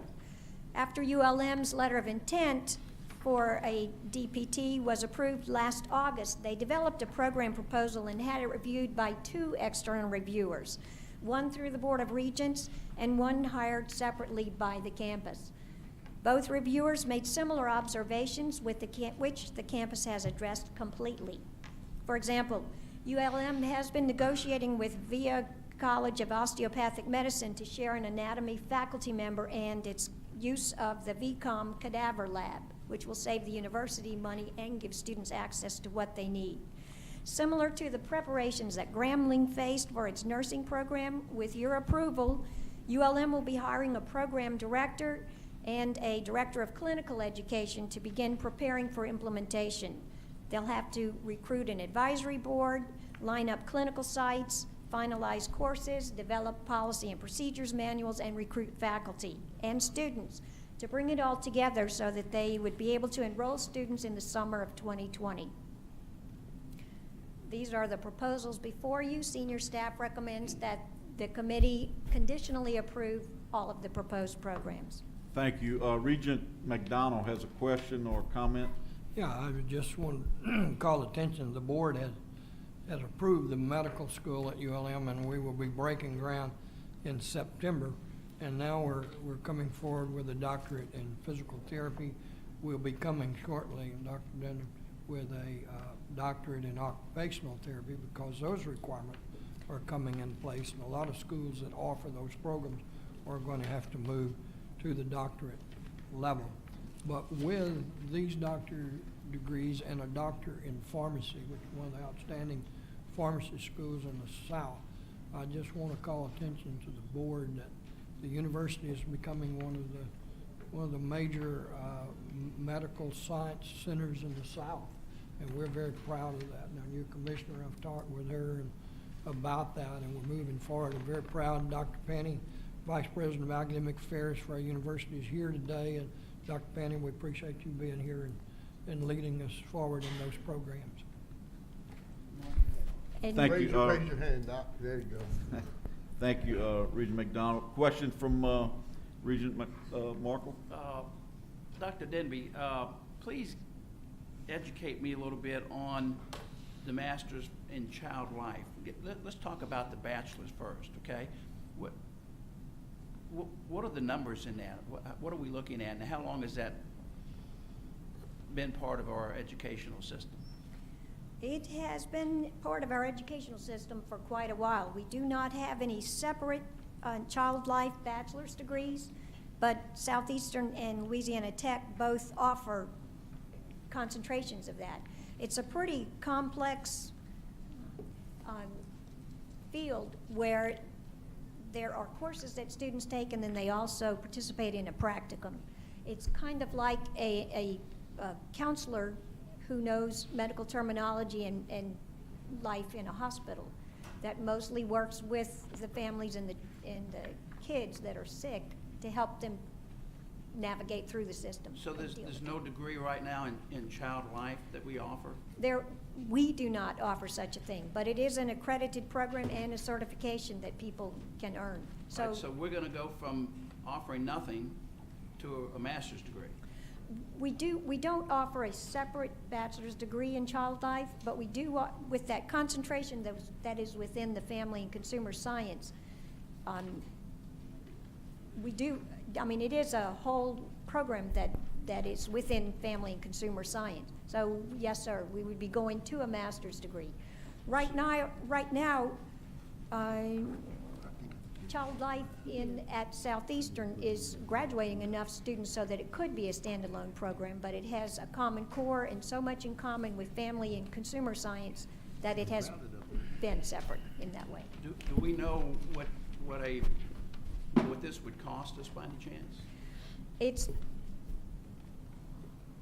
I not have it with me. Okay. I mean, Well, because. why not See the go to a precedent. bachelor's degree first and then see how that works, and then go to a master's degree? We have, I see, President Crane, and you wanna come up to the table and comment? If we need some specifics? Sure, I mean, I'm just confused. Sure, I can tell you though, as he's coming up, that for child life verification, we don't have, again, we don't have a separate bachelor's degree, but they're. No, I understand Okay. that, All right, but that doesn't change my attitude at this point. okay. Dr. Crane? I am not an expert in child life. However, I know people who are. So I'm going to introduce Dr. Ann Carruth, who is the Dean of Nursing and Health Sciences, and let her comment, and then she'll introduce our other person.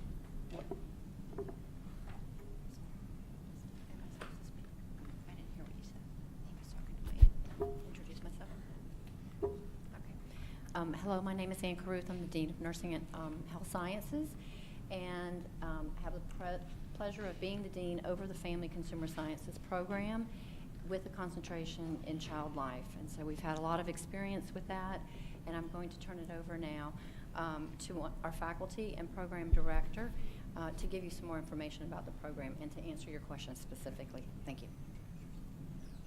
Hi, I'm Dr. Holly Kim. I am our program coordinator for Family and Consumer Sciences at Southeastern. And a couple of years ago, we introduced a new concentration in child life within our degree program.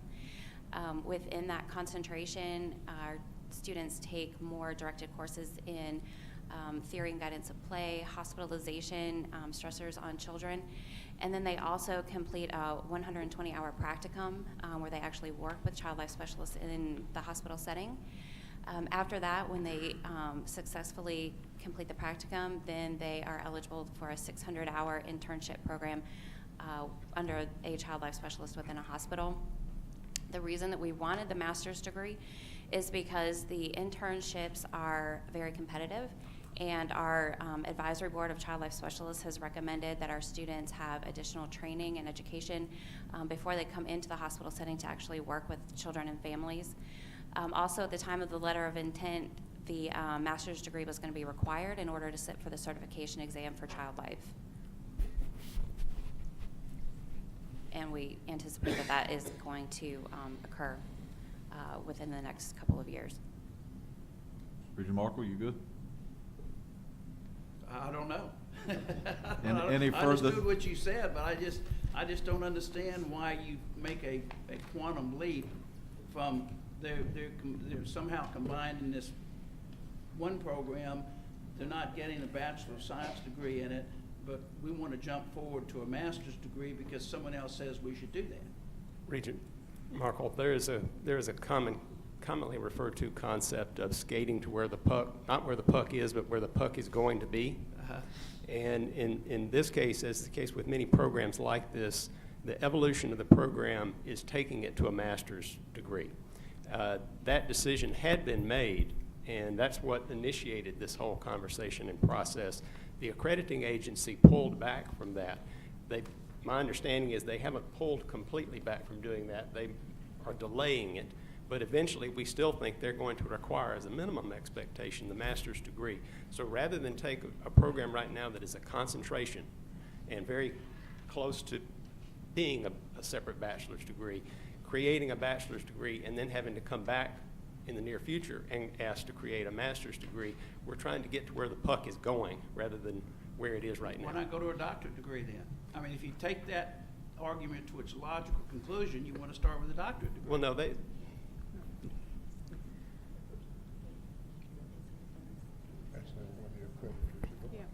Commissioner, will you?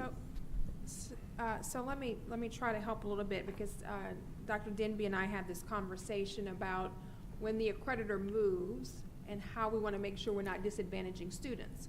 So you enroll in a program, you are looking forward to getting a degree and going to work. And to Dr. Crane's point, if the puck moves and the accreditor decides that the master's is the entry level for the degree, not the bachelor's in consumer science, then you are disadvantaged as a student who has spent time and money because now they have decided that that is the requirement in order for you to be employed. So we have a couple of items on this agenda, the athletic trainers and other programs that are specifically being changed because the accrediting body is saying we no longer recognize the bachelor's as the entry point for the degree. We have changed the rules of the game. So for us, we need to make sure that we're up to date on what the accreditors are doing in terms of changing so that our students are not But the disadvantaged. accreditors has pulled back on that, I understand. Isn't that what I just heard? They have pulled back on it for now, but it is expected that they will It's reinstate that coming work. one of these days. It came forward to us because the accreditor had said it has changed. I guess since it was in the process, the accreditor has pulled back. I personally don't have more information on that, but I would say we need to make sure we understand where accreditors are going so our students are not disadvantaged for the time and money they spend. It is. Does anyone have any numbers on cost of this at this point? If not, we certainly can get Can it y'all to you. talk about faculty that you'll need Yeah. at the We can graduate talk level? about faculty. We have several faculty, at least 4 faculty who are experts in child play therapy in various programs. So we have the ability to offer the masters at this point in time. So will there be additional costs? As the program grows, we anticipate that we'll be able to use and generate the tuition to be able to hire new faculty, yes. So there is cost associated with the program as it grows, but as it stands right now, there's minimal costs associated with actually implementing this program at this time. And how many students do we anticipate enrolling in the master's program? We are, we are anticipating 5 to 10 for the first year. I'm sorry, 5? 5 to 10, she said. To the first year, because we would like to be able to put the curriculum through our curriculum council and to be able to start the program in fall of 19. We have some students who are coming through our bachelor's program right now who would be eligible to apply for the program, and we would hope that we would be able to offer that to them. Thank you. Dr. Denby, if you could, just get us a cost on that so we can report back to the board at a Okay. later date. Members, you have heard the recommendations of the senior staff. Is there a motion to approve? Moved by Mr. Seville, second by I'm not on the committee. Mr. Yarborough. Any further discussion or question? Hearing none, the motion passed. Thank you, Dr. Denby. Okay. Regent Chabert? Oh, I'm sorry.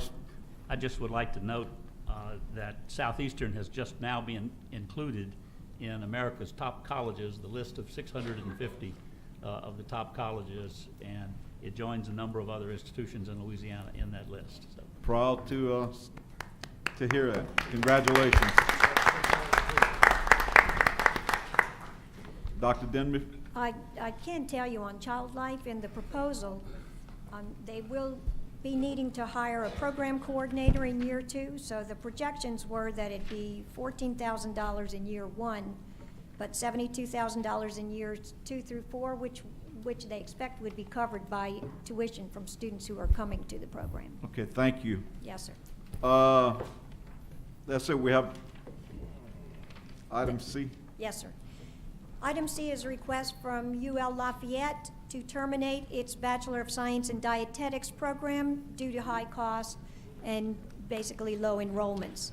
After completing the degree, graduates may pursue a 9 to 12-month internship, which ULL does offer, and then test to become a registered dietitian. But over the past several years, only about 2/3 of the graduates have even attempted the exam, and the university has put it on inactive status. They stopped admitting new students to the program in January of 2016, and there are 11 students left who could graduate in the spring. So senior staff recommend approval for their termination of their degree. You've heard the recommendation of senior staff. Do I have a motion moved by Regent Abed, second by Mr. Seville? Any discussion, any questions? Hearing none, the motion passed. Other business. Mr. Chairman, I'd like to note that in that area, food is important. Whether it belongs to your diet or not, That's something else. Come back. Mr. Chairman, I have a question just for Go. my edification. The regents approve the creation of new programs, the termination of existing programs. Do the regents also approve expansion of programs to other parts of the state? Does that come before this board? Can you, Expansion of existing programs, say if Northwestern or ULM had a program that they wanted to expand, say, to the New Orleans region, would we have to approve that? not anymore, no ma'am. We used to have a policy that talked about offering programs outside of your region, basically, but when distance education became such a common way to deliver programs, that policy was rescinded. But the creation of physical facilities in other parts of the state, we don't have to approve. We do not. We do not approve. All right, thank you. Thank you. Any other questions? Any comments? Any other business? I just have a review of letters of intent and proposals in program development, which I could flip through or skip, as you wish. You want to do it next time? Let's do it next time. That'd be good. That'd be We're running a great. little short of time right now. Thank you. I'd like to entertain, any further business? Adjourned. Thank you. Thank you, Regent Shelburne, for that expeditious handling.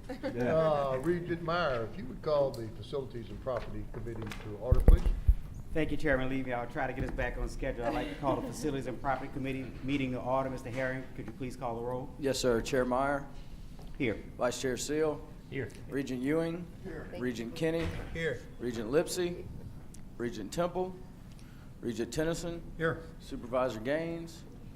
Supervisor Sabille. Supervisor Yarborough. And the LCTCS representative. We have a quorum.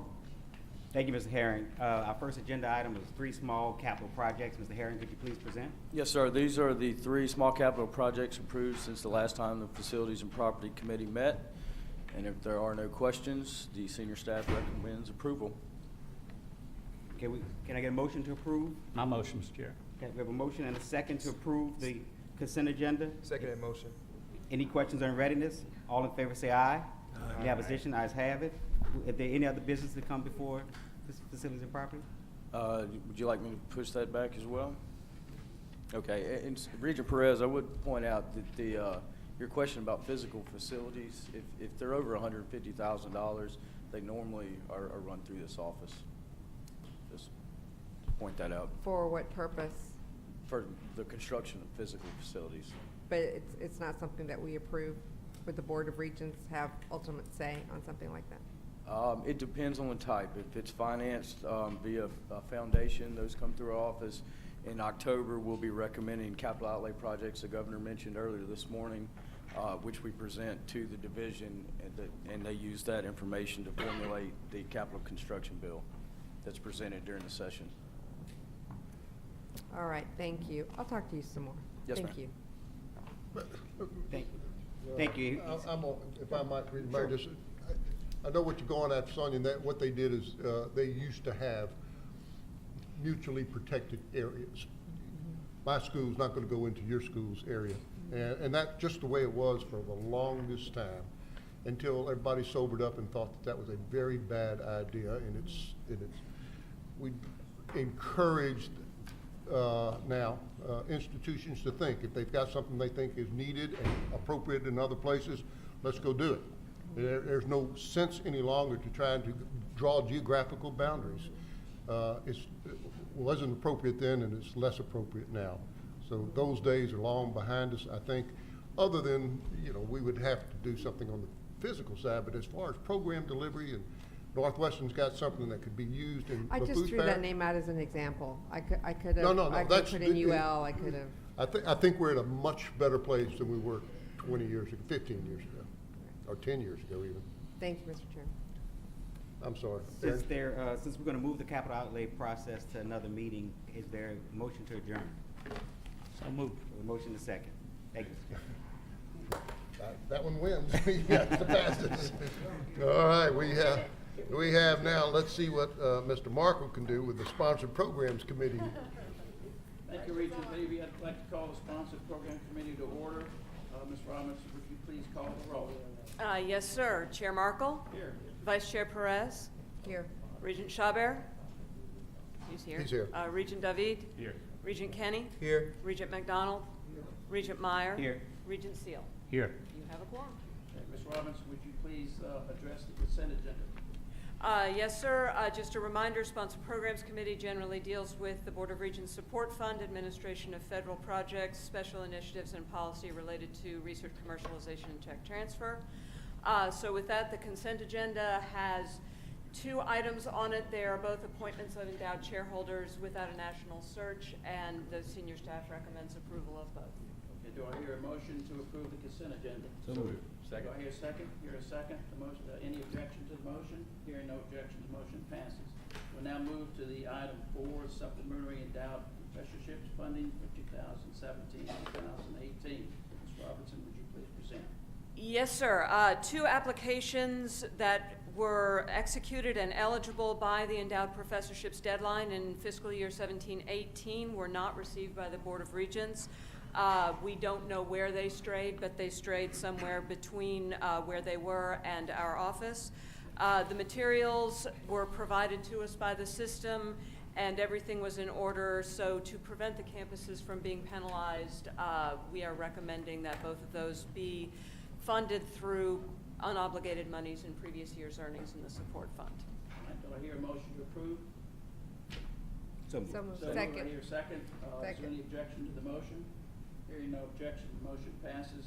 Next is item 5, Board of Regents Support Fund Endowment Program Policy, which you please present. Yes, sir. There are 2 programs that are affected by policy changes that are being recommended today. They are both endowment programs, and just to remind you, the way that endowment programs work, the Board of Regents matches funds to private contributions to establish an account, and that account, the income to that account over time supports the work of the endowment, so it supports the activities. So the first program that's affected is Endowed First Generation Undergraduate Scholarships. This was a program that was established in 2007.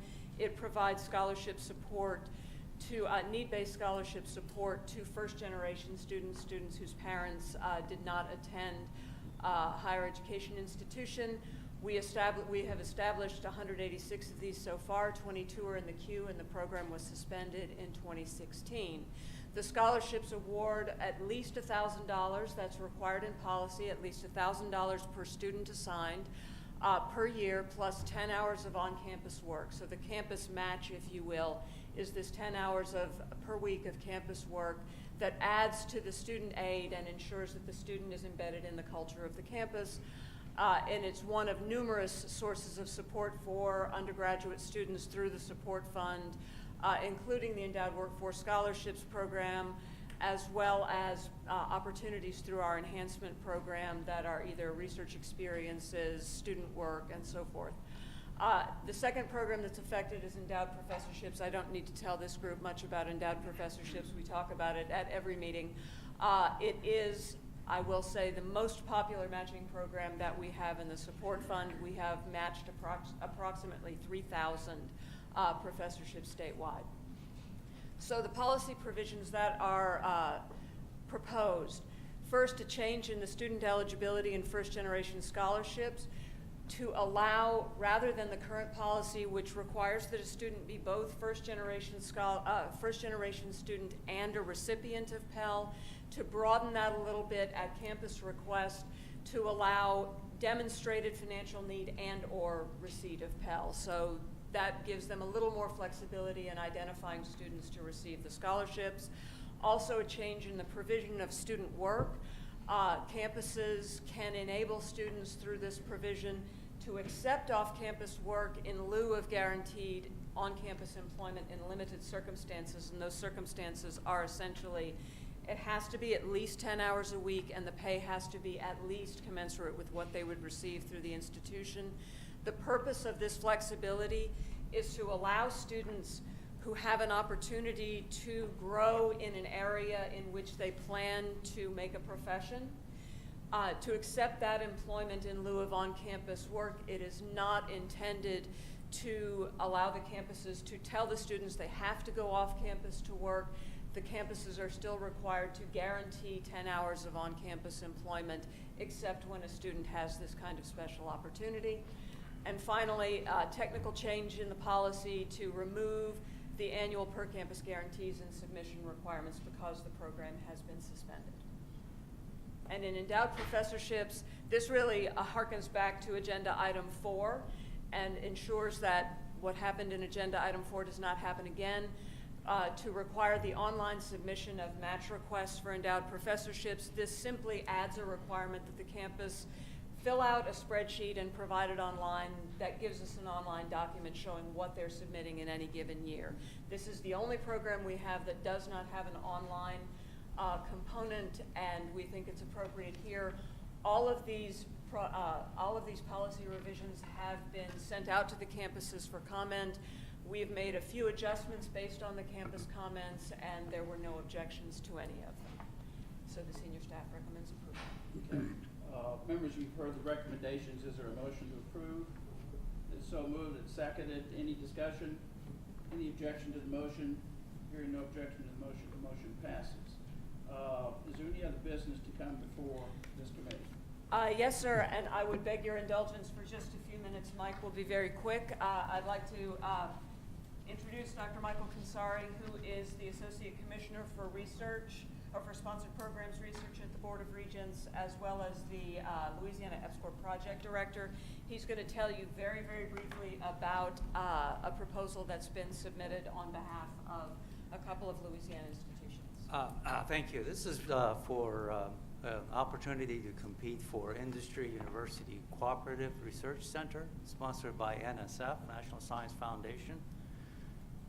Just as a reminder, we currently have a $20 million grant, which is one of the largest grants from NSF that Louisiana has received.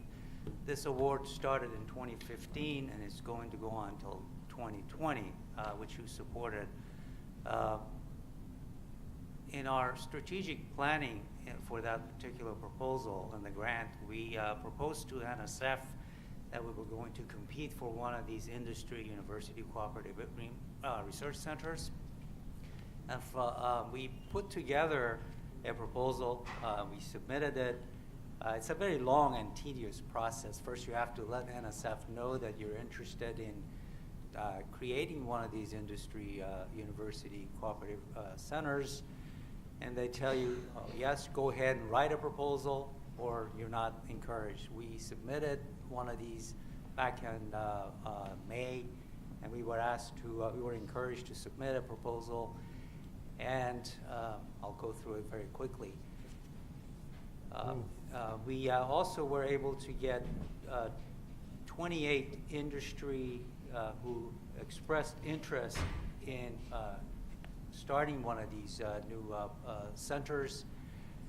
We submitted a planning grant to NSF. It is being reviewed, and hopefully by December we will hear whether we're going to be able to submit a full proposal or not.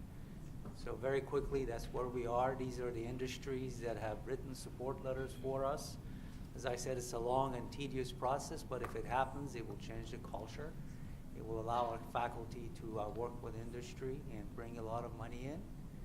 And the data shows that 30% of students that are involved in this type of a center end up working for industry. So in terms of placement and what the governor mentioned this morning, it will be a very good thing for our state if it happens. So Louisiana Tech and LSU have submitted, and they've both been encouraged to go for it. And I would just add, this is a critical step, really, in creating the kind of symbiotic relationship that we would like to see between university-based research and industry partners across the state and in the region. That sounds very exciting. It sounds like something that's very positive for our state and our institutions. Thank you very much for moving that forward. Excellent work. Thank you. Is there any other business to come before the committee? No, sir. Hearing no other business, do I hear a motion to adjourn? So moved. I hear a second. Second. Mr. Chairman, we are adjourned. Thank you, Mr. Markle. Next is Regent Seal on the Audit Committee. Thank you, and I see our auditors coming forward, so in that case, I'd ask Carolyn to call the roll for us. Sir. Regent Seal. Here. Regent Perez. Here. Regent Adley. Regent Chabert. Regent McDonald. Regent Tennyson. Here. Regent Wyatt. We do have a quorum, sir. Fine, and let me ask our auditors to introduce themselves to the board. I'm Anna Krivich. I'm Associate Director in our Controls and Risk Advisory Services at Postal Wade and Netterville. And I'm Laura Swallow. I'm a director in our consulting practice at Postal Wade and Netterville. And just as a briefing for the topic of our discussion, one of the first important tasks in the Postal Wade and Netterville audit proposal is to develop a risk assessment of the audit risks that are available. So I'd ask you if you'd present us with a briefing on that process. Sure. So today we want to give you just a quick overview of our scope and services. Okay. Thank you, Terrence. Would you please present the appointment of a Deputy Commissioner of Strategic Communications to the board, please, sir? Yes, sir. Agenda item number 3 is the appointment of a Deputy Commissioner for Strategic Communication, Ms. Meg Casper Sundstrom. The Personnel Committee of the Board of Regents reserves the right to enter into executive session if needed in accordance with revised statute 4216 to discuss personnel matters. Is it the committee's pleasure to enter into executive session? I don't see a need. Does anyone on the board see a need to move into executive session? Hearing no such motion, we're going to dispense with executive session. Terrence. Thank you. I will now turn it over to Commissioner Reed to make a few comments before we approve the motion. Thank you so much.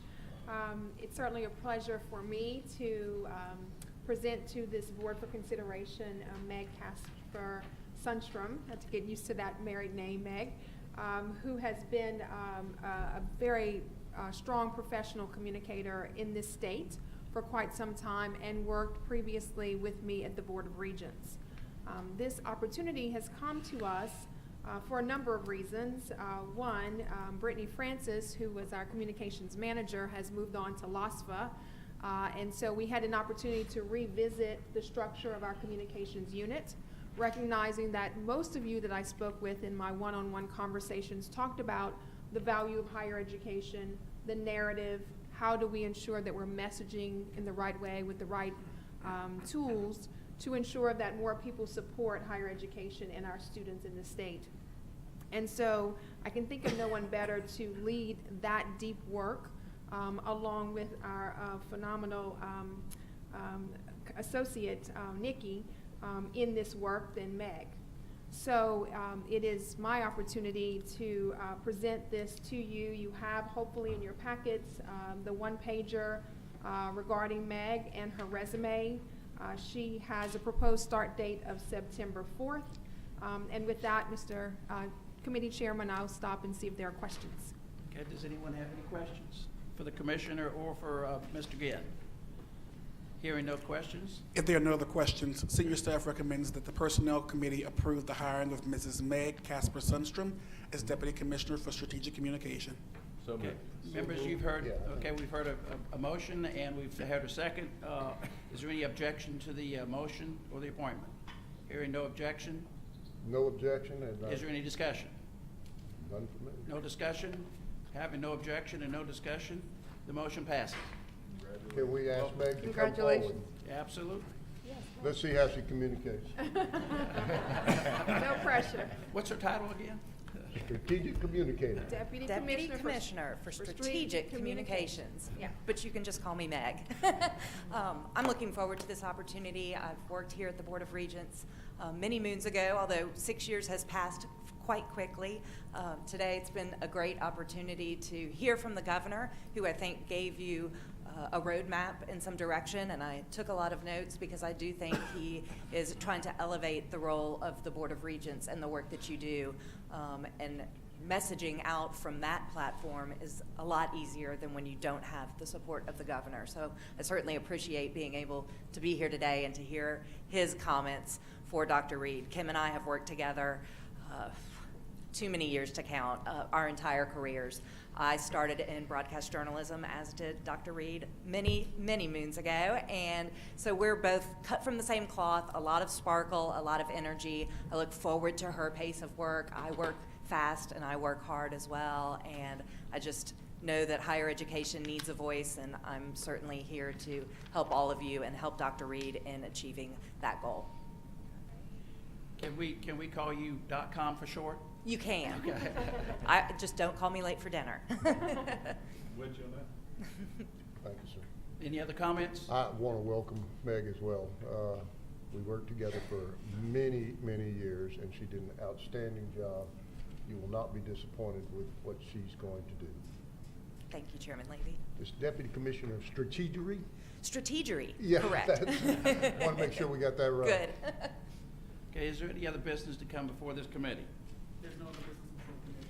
All right, hearing none, do I hear a motion to adjourn? So moved, seconded, committee's adjourned, Mr. Chairman. Yeah.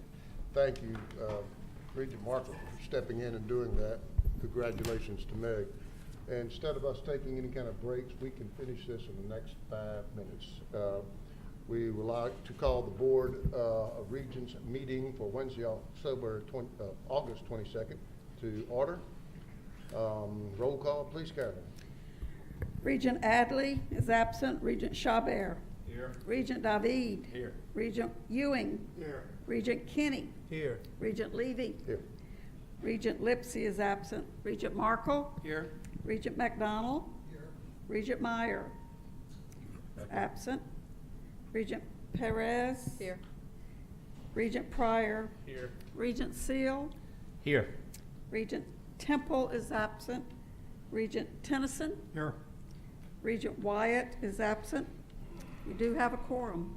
Thank you. Are there any public comments? Carolyn, has anyone signed up? No, sir. All right, if not, we'll move to the next item. Approval of the minutes. Those minutes, we have a motion to approve already. The June 22nd meeting, we have a second? Second. Any objection or opposition to the motion to adopt those minutes? If not, that motion passes. We're going to skip the chairman's comments section for today. We spoke about Governor Edwards and his presentation earlier. Now, reports of the recommendations of the standing committee, we can, if you would like, take up all the committee reports in globo, unless any one person can ask that that be done separately. Is there any request to take up any committee report separately?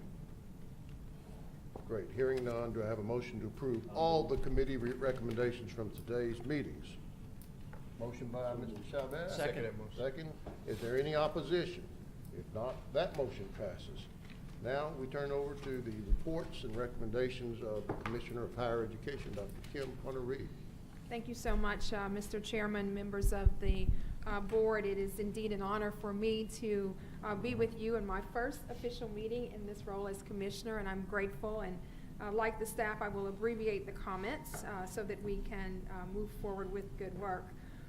First, I want to say thank you to each of the board members who took the time to speak with me personally one-on-one in my outreach conversations, because I wanted to make sure that I understood the challenges and opportunities from your perspective.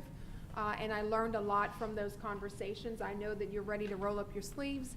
You want to be very involved, very engaged. You want to think about innovation and affordability.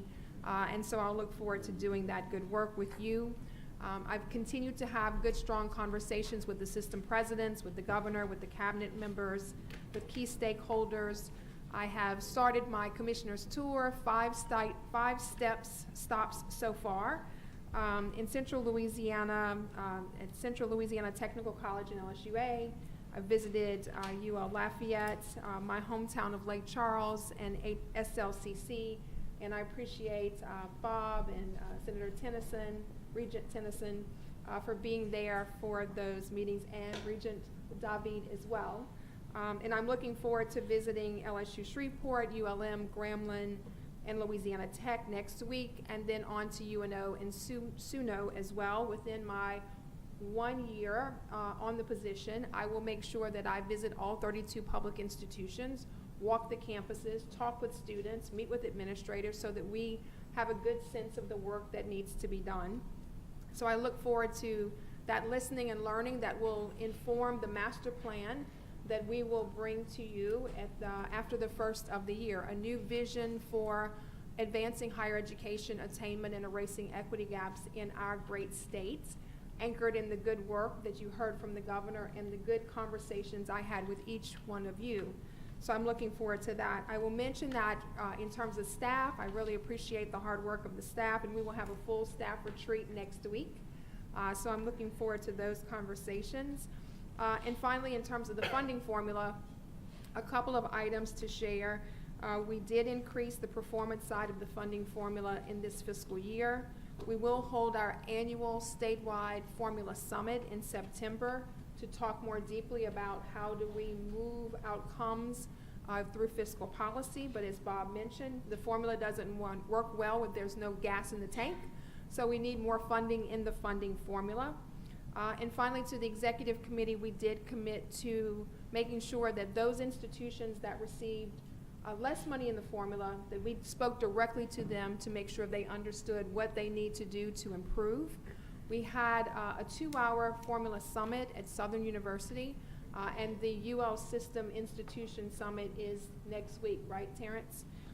Next week. And then budget hearings, you'll be rolling up your sleeves next month for budget hearings for the Board of Regents, and then of course our board retreat in October. So we have lots of good work that we are looking forward to doing. Very quickly, I'd like to call 2 students forward that have been patiently waiting to speak very briefly with you. Felix Santiago Colazo and Farron Rush. If both of you will come forward. We want to make sure that we're spotlighting amazing students and good work that they are doing. And so Felix is a doctoral student from Puerto Rico and a graduate assistant in Civil and Environmental Engineering Department at LSU. We want him to talk a little bit about his work in computer modeling and predicting of hurricane storm surge. And so Felix, if you'll start, welcome, and we're happy to have you here. Thank you. Good afternoon to all. So my name, as you heard, is Felix Santiago. I'm from Puerto Rico, born and raised over there. I started this year my doctoral studies at LSU, and we were able to have a grant from the National Science Foundation, which will sponsor this project, in which we're looking to contribute to the overall goal of be capable of modeling numerically storm surge and rainfall. Currently, forecasters and stakeholders, agencies and all that, only consider one of them or consider them both separately. They don't consider them jointly. So what we want to do is to be able to contribute to this overall goal, to have a numerical model that can quantify the flood inundation due to rainfall and storm surge, which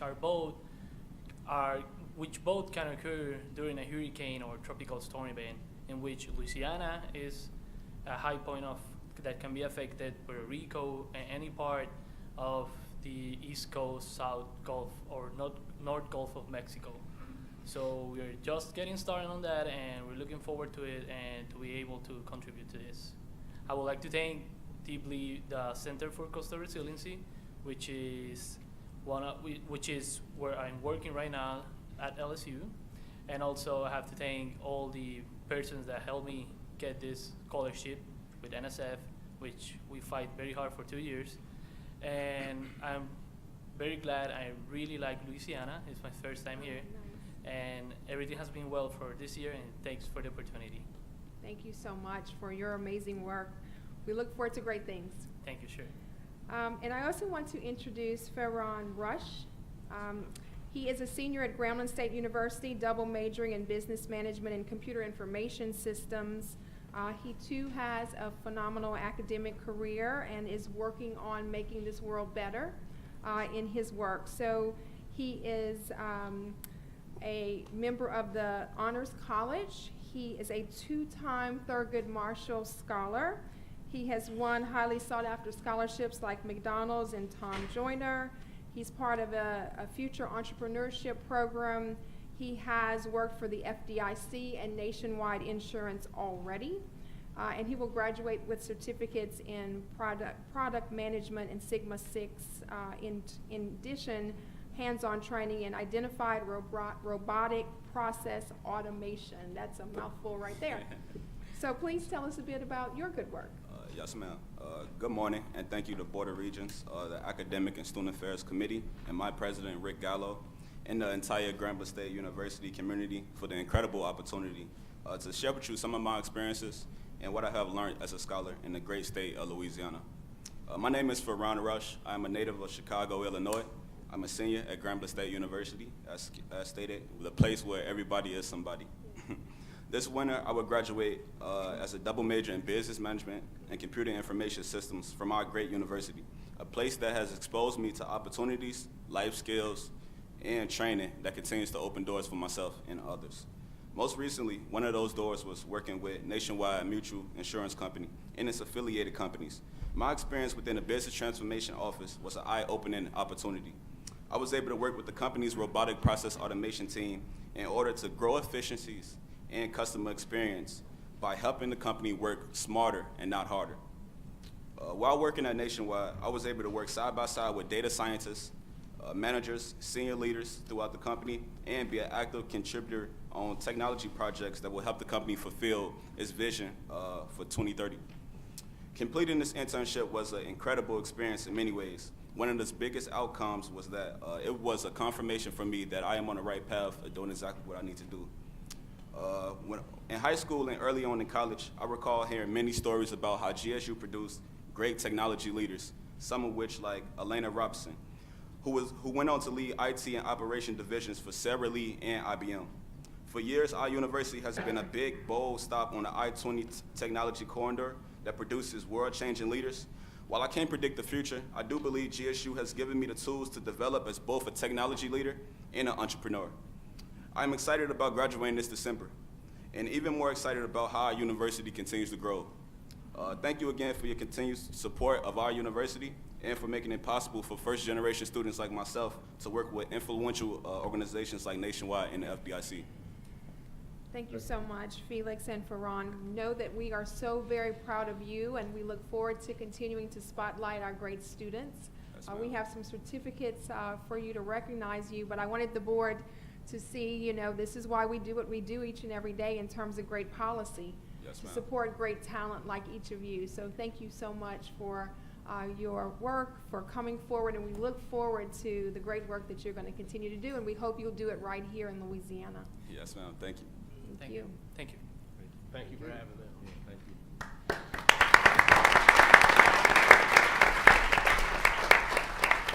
And that concludes my report, Mr. Chair. Thank you, Commissioner Reed. Now we're under other business. We have our next meeting on Tuesday, September 25th. Tuesday, September 25th, and Wednesday, the 26th. Now, on the 25th, you need to be here. This is when they will present their budget request, as they do and are required to do each year. And then on the 26th, we will have our committee meetings and our full board meeting. I would ask if you would all possible, particularly those new members, please come to that. It really gives you a good idea of what's going on and what their requests are, and gives you a good chance to interact with the assistant presidents. Is there any questions about the meeting? Carolyn will be contacting you to find your attendance intentions. If not, is there a motion to adjourn? Have a motion, a second, a third, a 17th? We are adjourned. Thank you, ladies and gentlemen.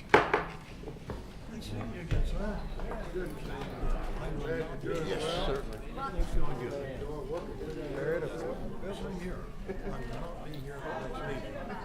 We're going to be making our annual.